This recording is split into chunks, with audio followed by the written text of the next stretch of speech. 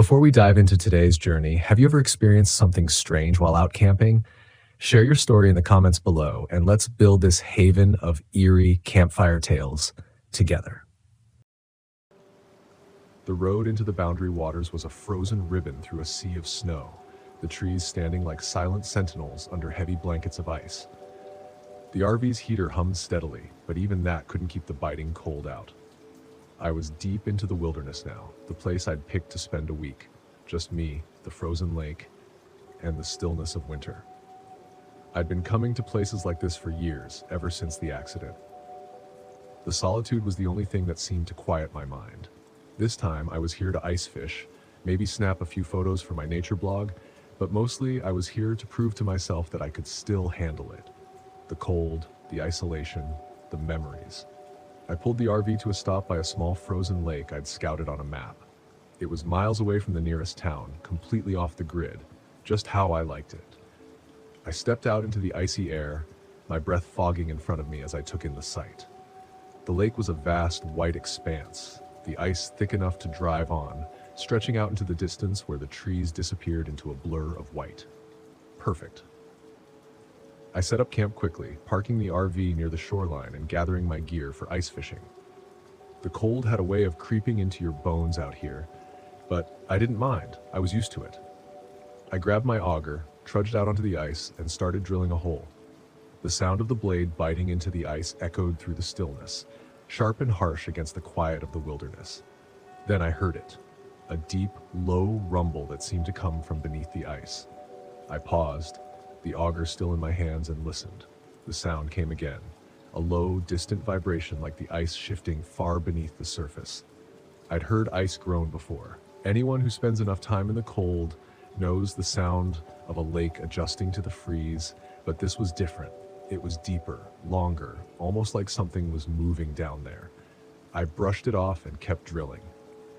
By the time the hole was ready, the sun was already dipping below the horizon, casting long shadows across the snow. I set up my fishing gear, lowered the line into the icy water, and settled in to wait. The cold crept in quickly, even through my heavy coat, but I was prepared for it. I'd done this 100 times before, and the routine was comforting. But that sound, the rumble beneath the ice, kept creeping back into my thoughts. As night fell, I lit a small fire near the shore, the flames flickering weakly against the chill. I sat by the fire, staring out at the frozen expanse of the lake. The stars were starting to appear in the clear sky above, bright and distant. Then I saw it. A light, faintly flickering and coming from beneath the ice. At first, I thought it was a reflection, maybe the moonlight hitting the ice in just the right way. But as I watched, the light moved slow and steady, as if something was drifting beneath the surface. I blinked, rubbed my eyes, but it was still there, faint and regular, like a lantern swaying beneath the ice. I stood, my heart pounding in my chest, and walked toward the lake. The light seemed to pulse, growing brighter for a moment, then dimming again, always moving, always just out of reach. I tried to rationalize it. Maybe it was a trick of the light or a reflection of something from the sky, but deep down, I knew better. There was no one else out here, no one who could be moving under the ice. The rumble came again, louder this time, vibrating up through the soles of my boots. I took a step back, suddenly feeling exposed out there on the open ice. The wind picked up, howling through the trees, and I turned back toward the RV, my mind racing. The light, the sound. Something wasn't right. The next morning, I couldn't shake the feeling that something was wrong. I went back out onto the lake, determined to make sense of it all. The sun was barely up, and the cold was more biting than ever. As I walked, I glanced back toward the hole I'd drilled the day before. Something was off. There, by the edge of the hole, was a long, jagged crack running across the ice. The crack hadn't been there yesterday. It snaked out in a jagged line, as if something had pressed up from below.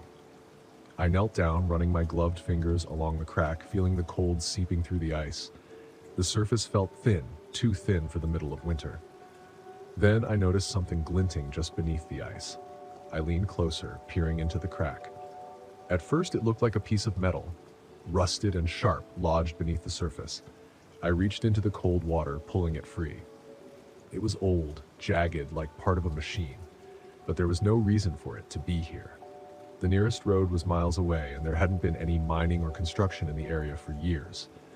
The metal was strange, sharp and smooth, like it had been cut clean. As I held the piece in my hand, the rumbling came again, louder now, closer. I stood quickly, scanning the lake. The light was back, faint but steady, moving beneath the ice, closer than before. My pulse quickened, and I felt a cold sweat break out under my coat. Something was down there. Something was moving. I backed away from the crack, my mind racing. The metal, the light, the sound, it all pointed to something beneath the ice, something unnatural. But what? The stories I had heard over the years about strange things beneath the frozen lakes, about disappearances and creatures buried deep in the ice, came flooding back. I'd always dismissed them as nonsense, campfire stories to scare the newcomers. But now, standing there in the middle of the frozen lake, I wasn't so sure. I needed answers.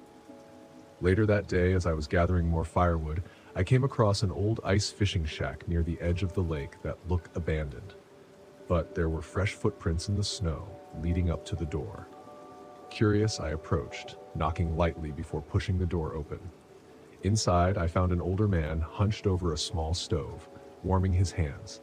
His face was weathered, his beard streaked with gray, and he looked up at me with tired eyes as I stepped in. "Didn't expect to see anyone out here," I said, trying to keep my voice steady. The man grunted, his eyes narrowing. "Not many come this deep into the wilderness." I hesitated. "I've been hearing strange sounds under the ice, and I saw a light last night, moving beneath the surface. Do you know anything about that?" The man's expression darkened. He turned back to the stove, staring into the flames. "You shouldn't be out on that lake," he said quietly. "There are things beneath the ice, things that shouldn't be disturbed." "What do you mean?" I asked, my heart pounding. The man sighed, rubbing a hand across his face. "There's an old mining operation under that lake, abandoned long ago. They were digging deep, too deep. Some say they woke something up down there. Ever since, strange things have happened. People go missing. The ice breaks when it shouldn't. And that light, it's not the only thing that moves down there." A chill ran down my spine. "What's under there?" The man shook his head. "I don't know. But I've been coming out here for years, and I've seen enough to know when something isn't right. The lake's alive. It's watching you." That night, the light beneath the ice returned, brighter than before, pulsing like a heartbeat. I watched from the RV, my breath fogging up the window, as the rumbling beneath the ice grew louder, more insistent. I knew I couldn't stay. Whatever was beneath the lake, it was waking up. I packed my gear quickly, throwing everything into the RV, but as I started the engine, the ground beneath the RV began to tremble. The rumbling was almost deafening now, vibrating up through the frozen earth. I glanced out toward the lake, and my blood ran cold. The ice was cracking, long fissures spreading out from the center of the lake. And then, in the distance, the surface of the ice exploded upward, a massive shape breaking through. I only caught a glimpse, something dark and enormous, sliding beneath the ice again, disappearing as quickly as it had appeared. But it was enough. I floored the gas pedal, the RV lurching forward as I raced away from the lake, the sound of cracking ice echoing behind me. The road was a blur, my heart pounding in my chest, but even as I drove, I could still feel it, the weight of something massive beneath the surface, watching, waiting. When I finally reached the main road, the rumbling stopped, but the memory of that thing beneath the ice stayed with me. I'll never forget it. The way the light pulsed, the way the ice cracked as if it were alive. I left the boundary waters behind, but a part of me knows I'll never truly escape it. Some things should stay buried, and whatever's beneath that lake, it's not finished yet. My name is Alan Parker, and this happened back in 2010 in Lake George, New York, when I took a trip in my old RV looking for a bit of peace away from my job at the local hardware store. I always like to think of myself as an easygoing man, good with a wrench, and better with a corny joke. If you asked me for a screwdriver, I might have handed you a Phillips head with a lime wedge on the side. Folks at work told me I needed to get out more, so I drove my RV upstate, hoping to unwind. The best part of an RV trip is that your bed is right there, and you never have to worry about pricey motel rates or suspicious fish sheets. The route took me around winding roads with tall pines on both sides. Lake George was supposed to be calm this time of year with fewer tourists crowding the water. When I arrived, I saw a couple of boats moored along the shore. Beyond them, the lake shimmered like dull metal under a cloudy sky. I parked my RV at a quiet campground. The fellow at the reception kiosk gave me a wave and mentioned he was heading out soon. He asked if I was all right with being the only person staying there for the night.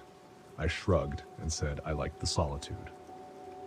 A narrow trail led down to the lake where the breeze carried a faint smell of wet leaves. I strolled along the water and noticed how the heavy clouds hung low. It felt like we were in for a storm.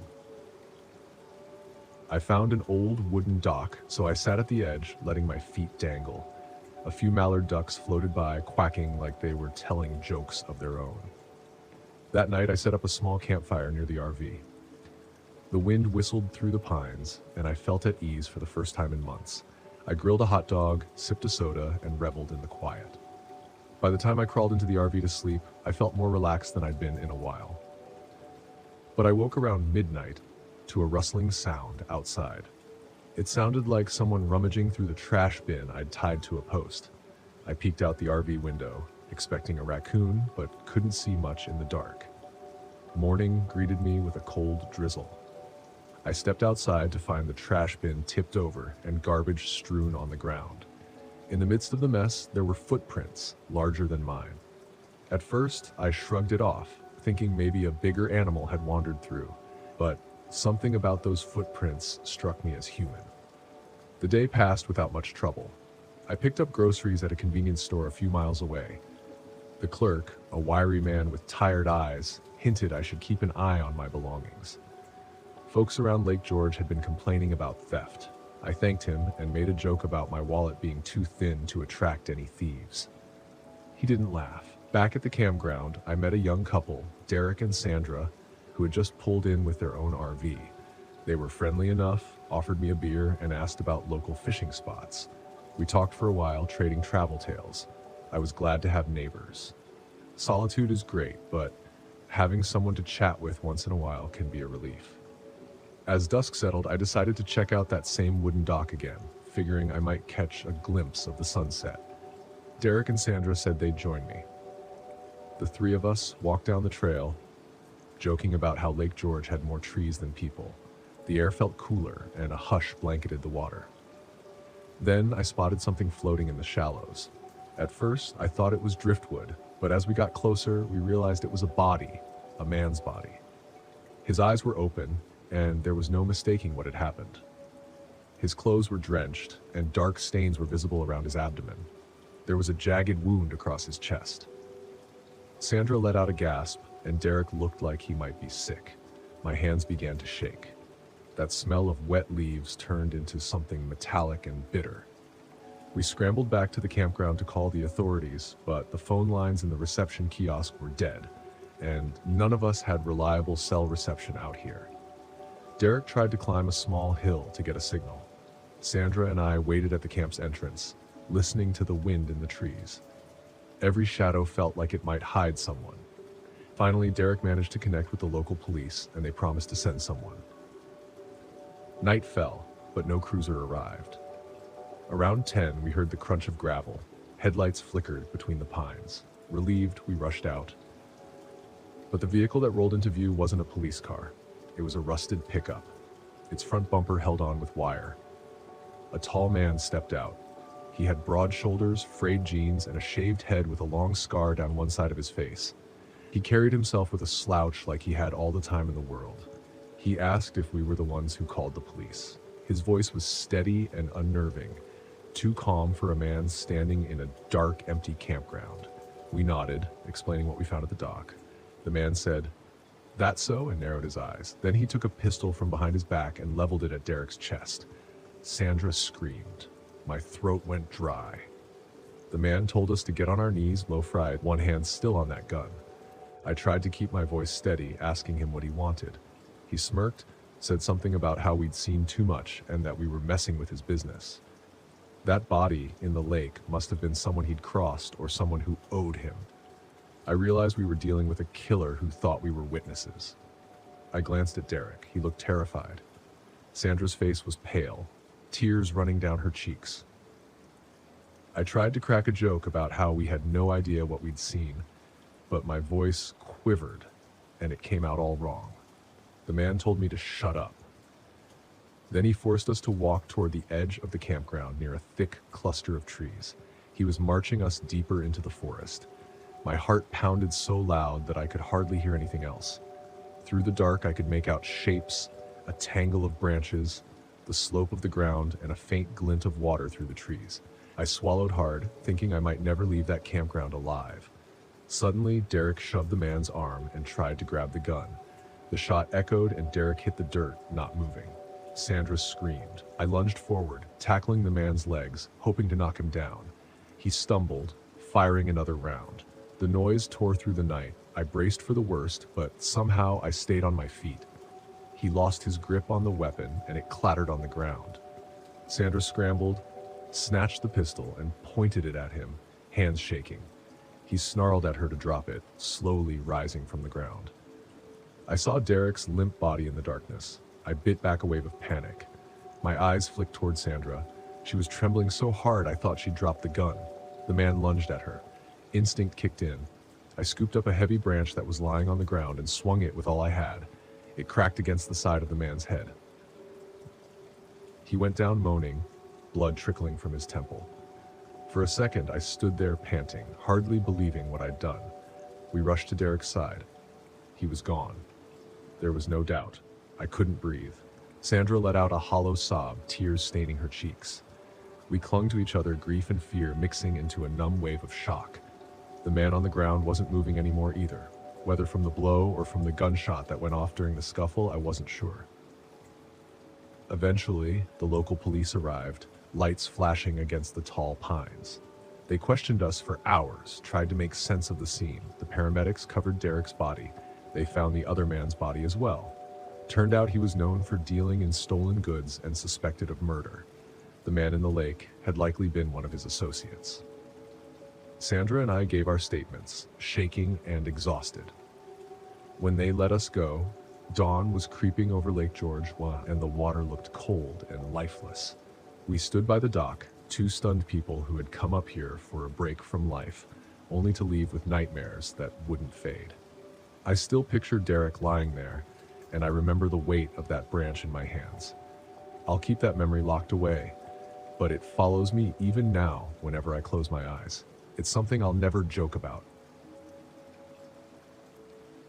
I've always prided myself on being the guy who keeps his cool no matter what. That's why I was leading this trip deep into the Blackwater Ridge, Manila National Forest. It was supposed to be a challenge, and I was ready for it. I'd hiked dozens of trails tougher than this, and I wanted to prove that to my old friends, especially Nate, who couldn't even set up a tent without breaking a sweat. But there's something about being miles away from civilization, surrounded by nothing but endless trees, that starts to mess with your head. As soon as we arrived, I could feel it. Not that I'd let anyone see that, of course. "Kara, you got the map?" I called out as we packed up the last of the gear. "Yep, but I doubt we'll need it with you in charge," she winked, slinging her backpack over her shoulder. I grinned. She knew how to stroke my ego, one of the things I loved about her. Nate, on the other hand, was struggling to adjust the straps of his pack. His face was already red, and we hadn't even started walking yet. "Can we take it slow, guys? I haven't done this in a while." "Sure, Nate. We'll pace ourselves," I said, trying to hide my impatience. Sarah, ever the practical one, rolled her eyes but said nothing. She was the scientist of the group, the one who'd be lecturing us about rare plants and ecosystems halfway up the trail. She was here more for research than the hike, but I knew she could handle herself. We hit the trailhead late in the morning, the sun already filtering through the thick canopy above. The first couple of miles were easy enough, well marked, a few uphill climbs, nothing too rough. Nate fell behind pretty quickly, as expected, but we made enough stops to let him catch up. By the time we reached our first campsite, the air had a heavy, oppressive feel. The sun dipped below the trees, casting long, eerie shadows across the forest floor. The dense foliage seemed to swallow up the light, leaving us in a strange twilight. We set up camp without much trouble, although Nate complained about the weight of his gear the whole time. Our tents were cheap, sure, but they did the job. Sarah was meticulous, making sure her tent was perfectly aligned with the slope of the ground. "It's going to rain tomorrow," she said almost as an afterthought. "Clear skies right now," I pointed out, but she just shrugged.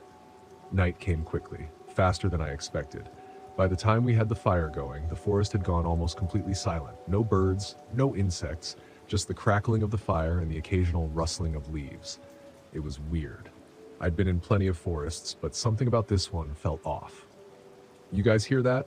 Nate said, glancing around nervously. "Hear what?" Kara asked, stirring the pot of stew she'd made over the fire. "No, it's like, I don't know, like something moving out there." I paused, listening. At first, there was nothing, but then I heard it too. Soft, distant, and low. A growl, almost like the sound of a heavy breath. "Coyotes," I said, trying to sound confident. "Nothing to worry about. They're probably more scared of us than we are of them."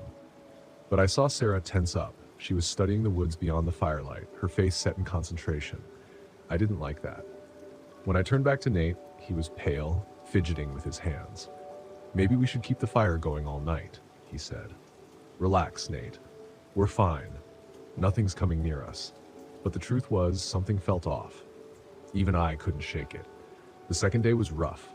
The terrain started to get steeper, and the trail was less defined. Nate was falling behind more often, and Kara's enthusiasm was starting to wane.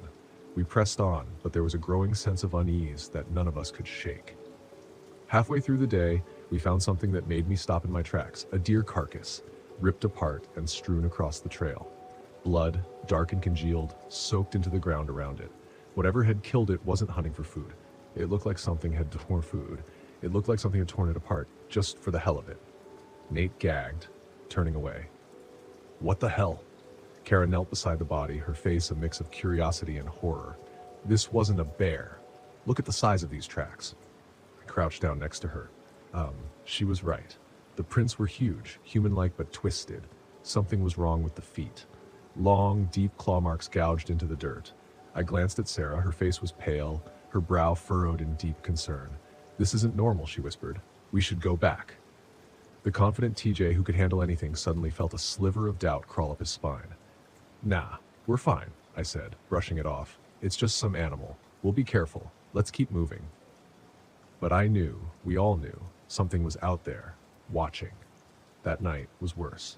We set up camp earlier, just as the sky began to darken. The wind picked up, carrying a strange metallic scent, something foul. The air felt heavy, thick with unexplainable dread. The fire crackled low, throwing flickering shadows on the tents, but none of us felt the comfort of its warmth. We sat closer than usual, even Nate, who had barely spoken since we found the deer. I sat there gripping the handle of my knife, trying to tell myself I was just being paranoid. But when I looked at the faces of my friends, I knew I wasn't the only one feeling it.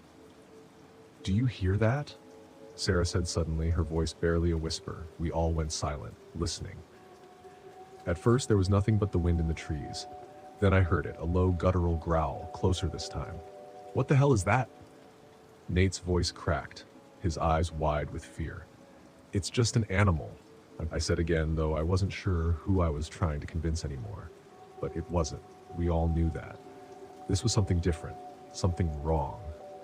From the shadows beyond the firelight, something moved. It was fast, so fast I barely caught a glimpse. But I saw enough. A tall, hunched figure just beyond the ring of light, watching us. Its eyes glowed bright and unnatural. Kara stood up. "I'm gonna check it out." "No," Sarah hissed, grabbing her arm. "Stay here. Don't be stupid." But Kara, always fearless, shook her off and stepped into the darkness. "Kara!" I shouted, grabbing my flashlight. I scanned the darkness. Then I saw it. A tall, gaunt creature with dark, leathery skin and glowing red eyes. It lunged. Kara screamed. We ran, and we never saw her again.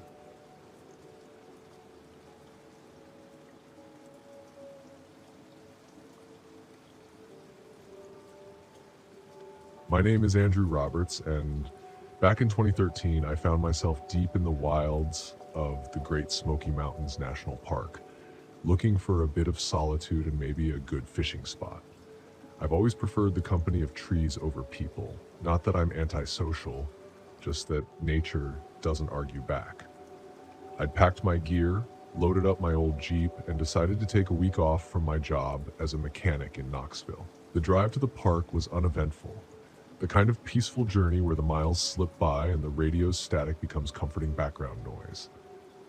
I arrived at a lesser-known trailhead, one that a buddy had tipped me off about. "Best trout you'll ever taste," he'd said, swearing me to secrecy. The air was crisp, carrying the scent of pine and earth, and I felt a weight lift off my shoulders as I started down the path. About an hour into the hike, I came across an old wooden sign, half swallowed by moss. "Carter's Creek, 2 miles. Perfect. The trail narrowed, branches occasionally snagging my backpack as if the forest were playing little pranks on me. I laughed it off. Better the trees than my coworkers with their endless jokes about my so-called hermit tendencies. As I got closer to the creek, the sound of rushing water grew louder, accompanied by the distant call of a hawk. The serenity was exactly what I'd been craving. When I reached the water, I set up camp nearby, pitching my tent on a flat patch of ground and gathering stones to make a fire pit. By late afternoon, I'd caught a couple of decent-sized trout and was roasting them over the flames. The taste was everything my friend had promised and more. Just as the sun began to dip behind the mountains, casting long shadows across the water, I noticed something odd. Across the creek, about 50 yards upstream, a deer stood frozen, its ears perked and body tense. It wasn't drinking or grazing, it was just staring into the dense thicket. I followed its gaze but saw nothing unusual. Must be a predator nearby, I thought aloud. Circle of life and all that. I settled back down, but an uneasy feeling crept over me. The deer bolted suddenly, disappearing into the trees with a swift grace that belied its size. Shrugging it off, I tossed another log onto the fire and pulled out a book, figuring some reading would take my mind off the eerie stillness that had settled in. Night fell, and the sounds of the forest changed. The chirping of birds gave way to the hum of insects and the occasional hoot of an owl. I crawled into my tent, leaving the fire to burn down to embers. Sleep came easily. Sometime in the middle of the night, I awoke to the sound of rustling outside. Probably a raccoon drawn by the scent of cooked fish. I ignored it at first, but then the rustling turned into a heavy crunching of leaves and snapping branches. Whatever it was big. "Great, a black bear," I muttered, grabbing the flashlight and the bear spray from my pack. I unzipped the tent just enough to shine the beam outside. The light cut through the darkness, illuminating the trees but revealing nothing. The sounds had stopped. "Hello?" I called out, feeling a bit foolish for talking to a wild animal. Silence. Then a low rumbling sound echoed from the darkness. Not quite a growl, but something that made the hairs on the back of my neck stand up. It reminded me of the noise a large dog makes when protecting its territory, but deeper, more primal. "Easy now," I whispered, gripping the bear spray tighter. I scanned the area with the flashlight, moving it slowly from left to right. For a moment, I thought I saw a pair of eyes reflecting back at me, but they vanished as quickly as they appeared. Deciding that discretion was the better part of valor, I retreated back into my tent and secured the zipper. Sleep wouldn't come, so I sat there, listening intently. The forest had gone quiet, too quiet. No insects, no owls, nothing. Morning couldn't come fast enough. As dawn broke, I emerged from the tent to survey the campsite. Everything seemed in order until I noticed footprints by the dying fire. They were unlike any tracks I'd seen before. Large, with an odd shape, almost like a wolf's, but much bigger. "Well, that's not in any field guide," I said, snapping a photo with my phone. Maybe I could look it up later or ask one of the park rangers. Shaking off the night's events, I decided to spend the day exploring further upstream. The sunlight filtered through the canopy, creating patterns on the forest floor that danced as the wind moved the branches. I found another promising spot and cast my line, letting the tranquility wash over me. Around midday, as I was reeling in a particularly feisty trout, I heard a scream, not an animal's cry, but a human scream, echoing through the trees. It was cut short abruptly. Dropping the fishing rod, I grabbed my pack and headed in the direction of the sound. "Hello? Anyone out there?" I called. No response. I pushed through the underbrush, branches whipping against my arms and face. After about 10 minutes of scrambling, I stumbled into a small clearing and froze. There on the ground was a backpack torn to shreds. Scattered around it were clothes soaked in blood and a crumpled map of the park. No sign of the person who owned them. This doesn't look like a simple accident, I thought, my heart pounding. I pulled out my phone to call for help, but had no signal. Typical. The smart move would be to head back to my campsite, pack up, and make for the trailhead. As I turned to leave, I caught sight of something hanging from a low branch, a tattered piece of fabric fluttering in the breeze. It looked like part of a shirt, stained dark.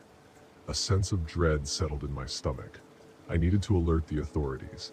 I retraced my steps, marking trees with my knife to find the spot again if needed. Back at my campsite, I hastily threw everything into my backpack. The feeling of being watched was overwhelming. Every snap of a twig made me jump.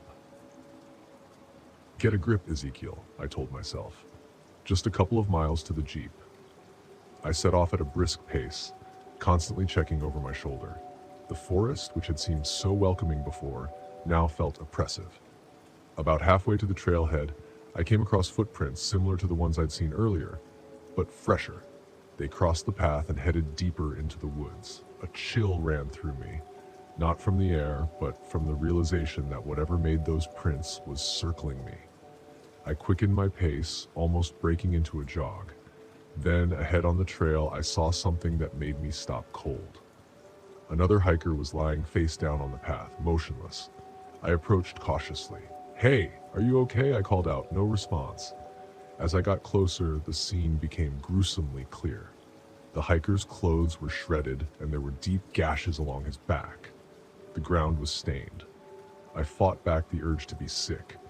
This was no animal attack, not any animal I'd ever heard of.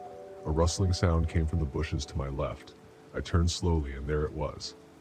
A massive creature stood partially obscured by the foliage. It was covered in dark, matted fur, standing on two legs like a human, but with the head and features reminiscent of a wolf or perhaps a bear, but not quite either.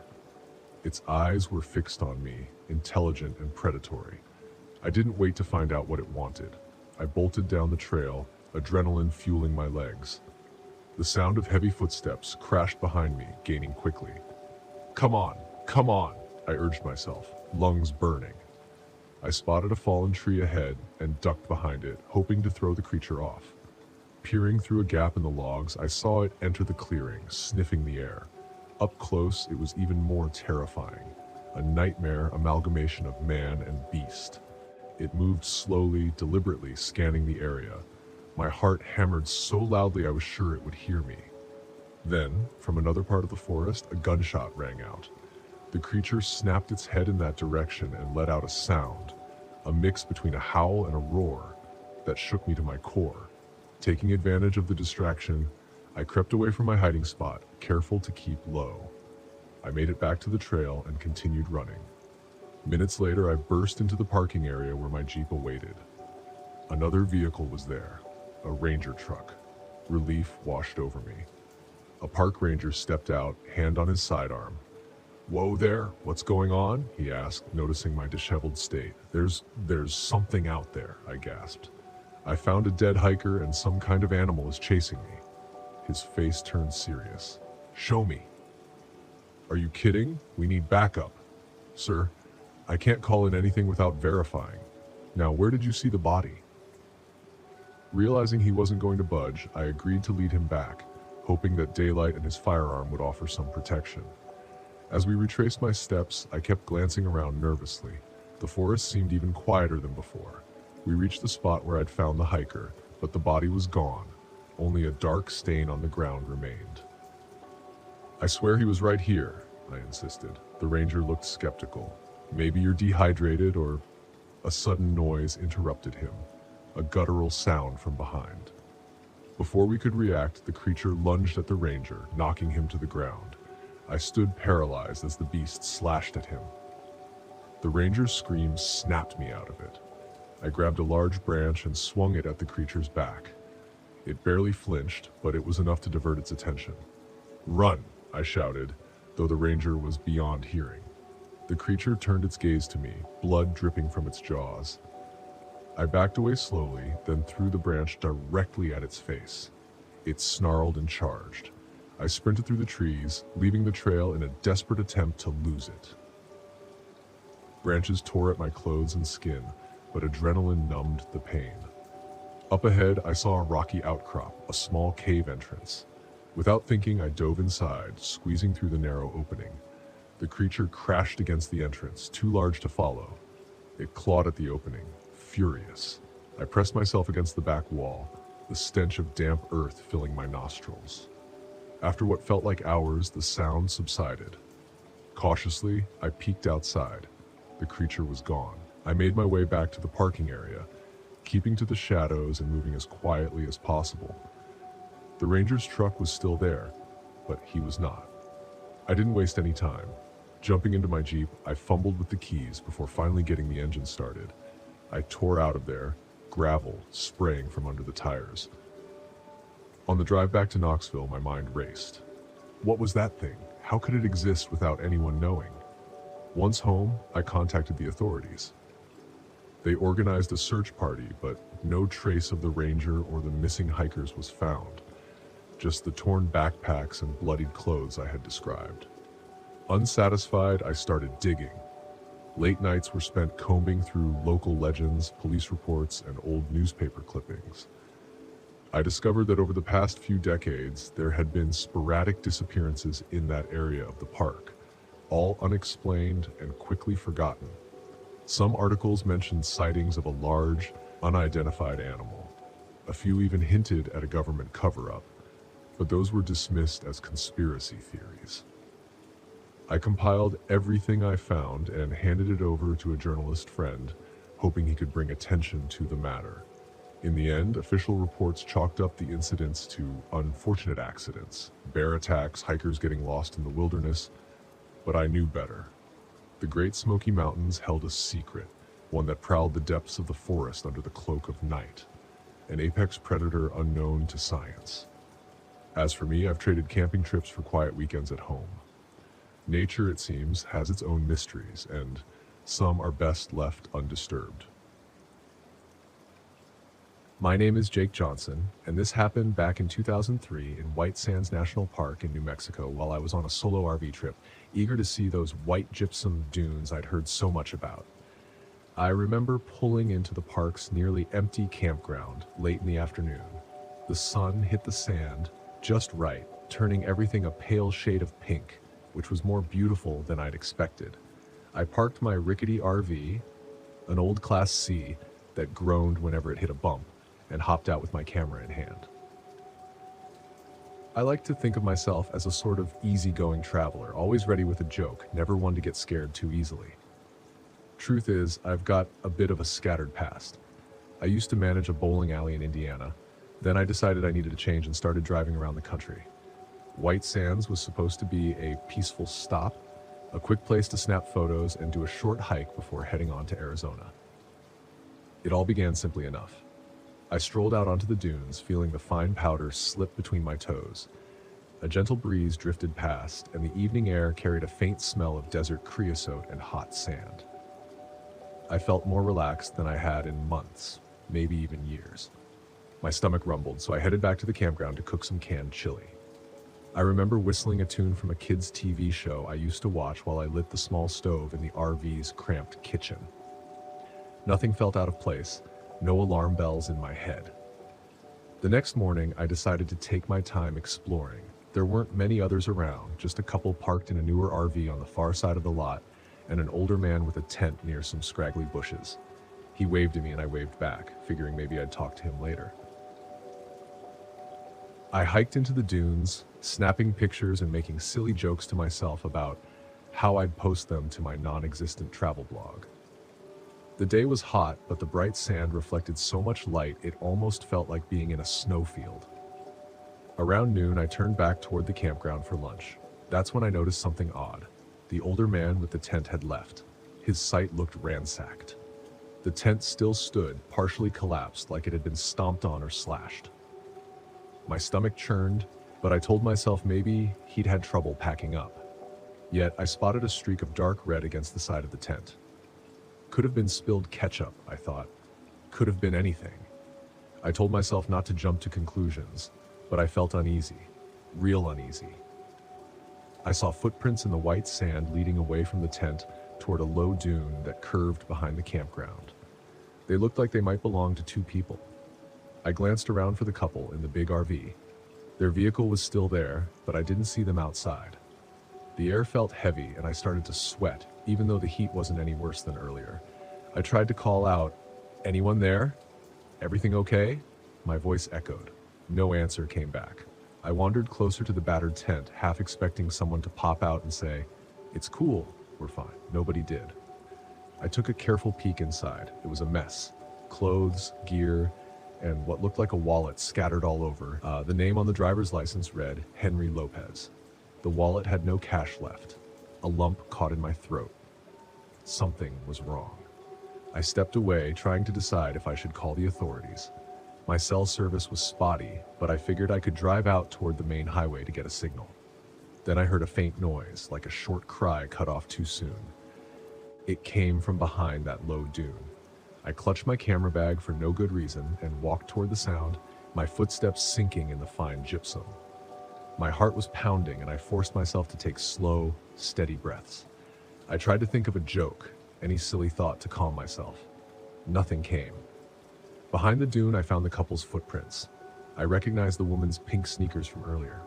Next to her prints were deeper impressions, maybe a man's boots. Each stride looked wide and hurried. I followed the tracks around the curve of the dune. That's when I saw the RV couple. The man lay face down in the sand, arms splayed. The woman knelt beside him, hands pressed to his neck. She glanced up at me, her eyes wild with panic. Her face was streaked with tears. Behind her stood another figure, a tall, wiry guy wearing a faded green jacket and old jeans. His hair was shaved close, and he had a crooked scar along his left cheek. In his right hand, he held a knife, a long, ugly blade that glinted in the desert sun. My chest tightened. I wanted to say something, do something. The man with the scar turned his gaze on me, eyes narrowed like he was sizing me up. The woman tried to help her partner stand, but he wasn't moving. She pleaded, "Please help us." Her voice shook. The scarred man kicked sand at her and smirked. I noticed a patch of dried blood on his jacket sleeve. I forced words out. "Hey, let's just calm down, okay? We can talk." My voice sounded shaky, but I tried to keep it steady. The man with the knife took a step forward. I swallowed, raised my palms in what I hoped was a peaceful gesture, and felt my heart hammering. My mind raced. Why was he doing this? He didn't look like a desperate drifter. He looked more like someone who'd done this before and didn't mind doing it again. He spoke in a low monotone. "Back off. This don't concern you." I saw his knuckles tighten around the handle of the blade. The woman was sobbing softly, pressing her hand to the man on the ground whose eyes were shut. The sand under him had turned a deep red. I realized he was no longer breathing. I glanced around, hoping to see another camper, a ranger, anybody. Nobody, just dunes and glaring sunlight. My mouth felt dry, my knees unsteady. I was never some tough hero, never served in the military or anything like that. I ran a bowling alley, for crying out loud, but I couldn't just leave that woman there. I tried again. "Look, I can get you money if you want. I have an RV, we've got supplies." I trailed off, not sure if anything I said would matter. He just shook his head and snarled, "Shut it. Drop your bag." The sound of his voice was flat, almost dead. My hands trembled as I lowered my camera bag to the ground. It felt surreal, like I was watching from outside my body. The woman made a sudden move, trying to stand and run. The scarred man reacted in a flash, swinging the blade. She fell with a gasp. I froze, my stomach lurching. She clutched at her side, rolling onto her back, eyes filled with shock and pain. I shouted, "No!" My voice cracked. Before I knew what I was doing, I scooped up a fistful of sand and hurled it at him. He staggered back, coughing. The grit flew into his eyes. I lunged toward the woman, grabbed her arm. She winced but managed to stand with my help. Together, we stumbled away, leaving the lifeless form of her partner in the sand. My hands felt clammy, my breath ragged. The killer wiped at his face, cursing under his breath, and then started to chase after us. We ran in a panic. The dunes felt endless, each step sinking deep, making it impossible to move fast. The white sand glared so bright it hurt to look at. I could hear him behind us, his footsteps crunching, coming closer. My heart hammered so loudly it drowned out every other sound. We crested a dune and slid down the other side. That's when I spotted a narrow service road cutting across the desert. I shouted, "There!" hoping we could follow it back to a ranger station or a main road. I half carried the injured woman who was bleeding but still conscious. The scarred man was only steps behind. My lungs burned and every muscle felt like it might collapse. Then I saw something off to the side. A small maintenance shed or utility building, weather-beaten with a locked chain around the door. Desperate, I led her behind it. We crouched low, pressing our backs against the peeling wooden boards. She gripped my arm. Her breath came in sobbing gasps. A few seconds later, I heard the crunch of boots.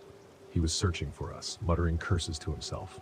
We stayed silent, knees drawn up, hearts pounding so loud I was sure he could hear. I clutched a rock in my hand, the only weapon I had. Time stretched on. His footsteps circled away. I heard him growl a final curse, then the crunch of his boots fading.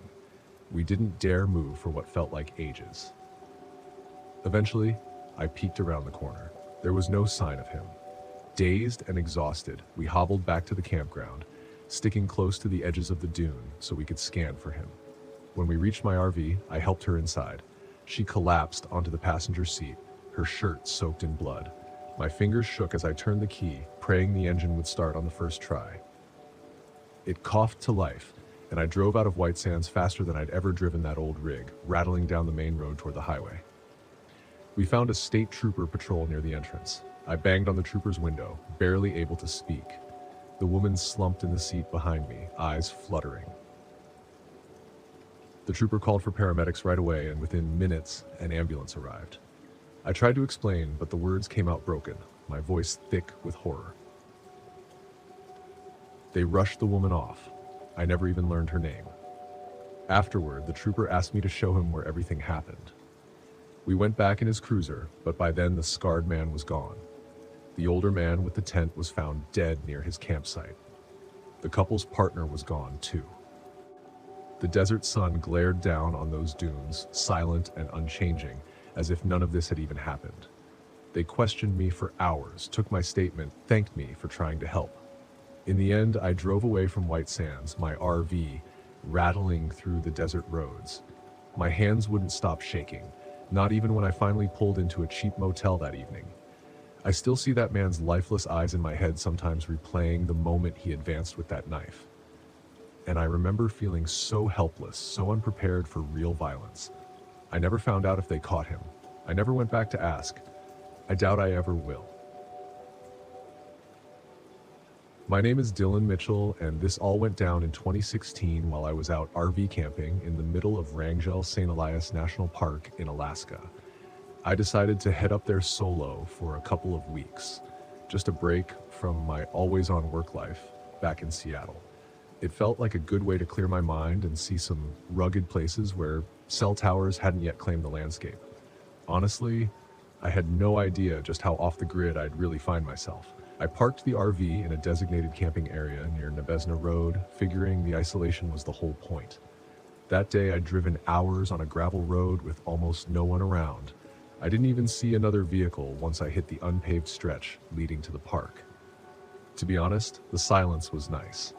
A pure kind of quiet that's almost sacred. So I set up a little campfire, had a beer, watched the last light fade, and crawled into my sleeping bag inside the RV, expecting just a quiet night. It was around midnight when I heard footsteps. I snapped awake, suddenly aware of every sound outside. I waited, lying still, thinking maybe it was a moose or some other large animal that had wandered too close. But after a minute, the steps seemed too deliberate, too human. They circled the RV slowly, like someone inspecting it. I reached for my phone, only to remember there was no reception. My only company was the emergency satellite phone stashed away under the seat. After a few minutes, the footsteps stopped, and I thought maybe whoever or whatever it was had moved on. But as I strained to listen, a soft scratching sound came from the driver's side door. My blood ran cold. Someone was trying to open it. I grabbed a flashlight and pointed it toward the door, holding my breath. The scratching stopped. Then, in the dim light cast by the flashlight, I saw the outline of a man's face twisted into a faint smile through the window. I don't scare easily, but something about that grin sent a chill through me. He didn't look like a regular guy lost in the woods. He was wearing an old, dirty parka with a hood that almost obscured his face, save for that bizarre smile. I froze, not wanting to move, hoping he'd get bored and leave. But he kept staring, his face unmoving. Finally, I gathered the nerve to say, "Can I help you?" The man didn't respond. He just kept watching, standing there with that same unsettling expression. He then tilted his head slightly, as if he were studying me. That's when I noticed he had something shiny in his hand, a hunting knife. I felt a surge of adrenaline. No way was this a friendly encounter. He moved to the back of the RV, and I heard him jiggling the door handle. I knew I couldn't just sit there, so I grabbed a hatchet I'd brought along for chopping firewood. The guy must have realized he wasn't going to get in because, after a moment, everything went quiet. I waited, breathing hard, trying to calm my nerves. Minutes passed, and I started to think maybe he'd given up. I dared to peek out the window, but there was no sign of him. I decided to take my chances and get out to confront him, or at the very least see if I could spot him from a safer distance. Outside, it was pitch black except for the faint glow from my flashlight. The silence was so intense that even the rustle of a nearby bush sounded like thunder. I slowly circled the RV, clutching the hatchet, listening for any movement. Then, in the beam of my flashlight, I caught sight of something that made my stomach drop. A freshly dug hole, maybe 6 feet long, near the tree line. I was staring at what looked like a makeshift grave. I took a step back, but before I could react, I heard his voice from somewhere behind me, calm and unbothered. Thought I'd get started on it early. I whipped around, the flashlight trembling in my hand, and there he was, standing a few yards away, his face now fully visible. He was middle-aged, rugged, with a look that screamed he'd spent far too many nights alone in the wilderness. His face was drawn, gaunt, and his lips stretched into a grin that didn't reach his eyes. That's when I saw he wasn't alone. Behind him, 2 others emerged from the trees, one carrying a shovel, the other a length of rope. My mind raced. There was no way I could take on 3 people with just a hatchet. I was too far from the RV to make a run for it without getting caught. For a brief, desperate moment, I thought about negotiating, but what was I supposed to say? "Sorry, I accidentally parked in your grave digging spot." The first man stepped forward, closing the distance between us. I took a step back, trying to keep the flashlight on him. He raised the knife, running a finger along the blade as if savoring the tension. "People don't usually camp here alone," he said, voice low. "What makes you so special?" I didn't answer. Instead, I tightened my grip on the hatchet, ready to swing if he got any closer. But just then, I heard a distant sound. An engine, maybe a truck, coming down the road. The man glanced toward the sound, a flicker of irritation crossing his face. Without another word, he motioned to the others, and they retreated back into the trees, leaving me standing there alone, heart pounding. I didn't wait to see if they'd come back. I scrambled back into the RV, locked the doors, and grabbed the satellite phone. When I finally got through to the Rangers, I told them about the grave, the men, everything. They said they'd send someone out, but it could take hours for them to reach such a remote spot. By the time the Rangers arrived, the men were long gone, but they found something chilling. A series of shallow graves scattered throughout the woods. They contained the remains of people who had vanished over the years. Campers, hikers, even a few locals. The man I'd encountered was a suspected serial killer, known to prey on people camping alone in remote areas, moving from park to park, always managing to slip through the cracks. The Rangers warned me that it might be a while before they caught him, but they assured me they'd be on the lookout. I left the park the next day, cutting my trip short. My name is Gabriel Graham, and back in 2017, I decided to take a much-needed break in the vast expanse of the Yukon Territories, Kling National Park. As a freelance photographer, I'd spent years chasing deadlines and cityscapes, and I craved the isolation only the wild could offer. So I packed up my RV and set off eager for a solitary adventure amid glaciers and mountain peaks. The park was everything I hoped for: towering mountains capped with snow, turquoise lakes reflecting the sky, and an endless horizon that made me feel both insignificant and profoundly alive. I set up camp near a secluded spot by the Duke River, far from the designated camping areas. It was early June and the days were long, stretching sunlight well into the evening. On my second day, while hiking along a lesser-known trail, I met a fellow traveler named Mark Hastings. He was in his late 40s with a rugged beard and a friendly demeanor. We bonded over our shared love for the outdoors and decided to fish together that afternoon. As we cast our lines into the clear river, he shared stories of his travels through Canada's wilderness, each tale more adventurous than the last. "Ever been up to the glaciers?" Mark asked, reeling in a catch. "Not yet," I replied, planning to head that way tomorrow. "They say the view is unmatched." He nodded. "Be careful up there. Terrain can be tricky and weather changes fast." As evening approached, we parted ways. He was heading back to his campsite a few miles upstream, and we made vague plans to meet again. I returned to my RV, cooked a simple meal, and settled in with a book. The silence of the wilderness was a balm to my urban-weary soul. The next morning, I decided to explore the area near the glaciers as planned. The hike was strenuous but rewarding. The air was crisp and the landscape shifted from dense forest to rocky inclines dotted with wildflowers. By midday, I reached a vantage point that offered a breathtaking view of the ice fields. While setting up my camera for a panoramic shot, I noticed something unusual through the lens. A flicker of movement far off across the glacier. Zooming in, I saw what looked like a group of people trekking, which was odd given the remoteness of this area. They moved in a staggered line, hauling large backpacks. Curiosity piqued. I decided to get a closer look. As I descended toward the glacier, I stumbled upon a narrow path that seemed to lead in their direction. The trail was marked with fresh footprints and grooves, as if heavy equipment had been dragged through recently. An uneasy feeling settled in my stomach, but I brushed it off as overactive imagination. About an hour later, I came across a small makeshift camp tucked into a hollow between ice formations. There were tents camouflaged with white tarps, crates stacked haphazardly, and the faint smell of diesel fuel in the air. Hiding behind a ridge, I observed the scene. Men were unloading containers and carrying them into a crevasse that seemed to open into the glacier itself. Suddenly, a hand clapped on my shoulder. I spun around to face Mark, his expression stern. "What are you doing here?" he whispered harshly. "I could ask you the same," I retorted, confusion mixing with alarm. "You shouldn't be here, Sean. This isn't a place for tourists," he said, his eyes darting nervously back toward the camp.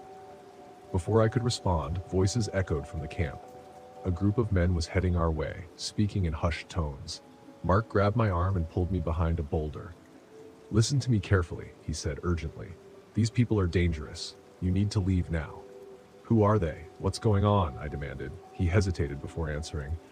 "They're smugglers trafficking illegal goods across the border using the glacier tunnels." My heart raced. "Are you involved in this?" "No," he insisted. "I'm with the RCMP undercover. I've been tracking them for months." The voices grew louder. Shadows stretched as the men approached. Mark pressed a finger to his lips, signaling me to stay silent. Just then, a sharp crack echoed through the air. A gunshot. We both ducked instinctively. Chaos erupted as the smugglers scattered, shouting orders in a mix of languages.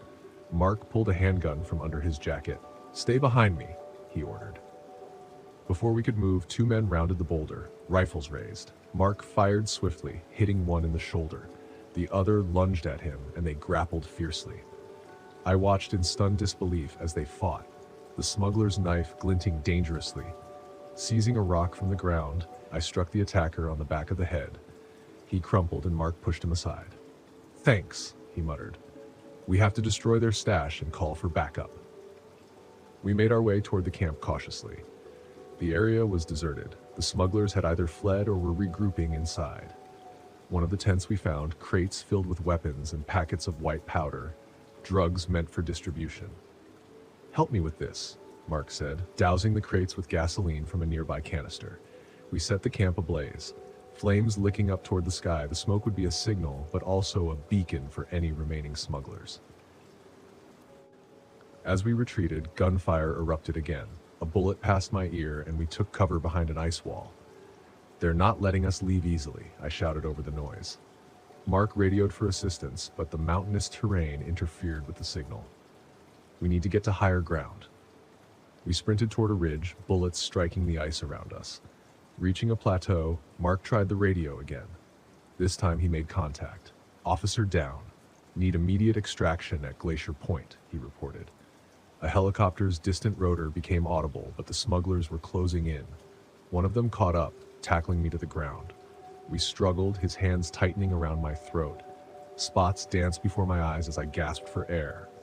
Mark intervened, pulling him off me and subduing him with a well-placed blow.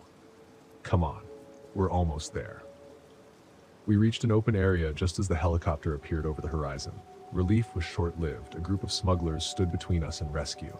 Outnumbered and low on options, we prepared to make a stand. "Any jokes up your sleeve?" I quipped nervously. "Not the best time for stand-up comedy," Mark replied grimly. The smugglers advanced, weapons drawn. Suddenly, the helicopter swooped in low, and armed officers rappelled down, engaging the criminals in a swift firefight. Within minutes, the smugglers were apprehended or incapacitated. An officer approached us. "You guys okay?" "Better now," Mark responded. As the scene was secured, I sat on a rock trying to process the whirlwind of events. Bodies were being loaded onto stretchers, some unconscious, others lifeless. The reality of how close I'd come to death settled heavily. "Looks like you got more adventure than you bargained for," Mark said, sitting beside me. "No kidding," I replied. "Next time I want excitement, I'll stick to roller coasters." He chuckled. "Probably safer." Back at the base camp, I was debriefed by authorities.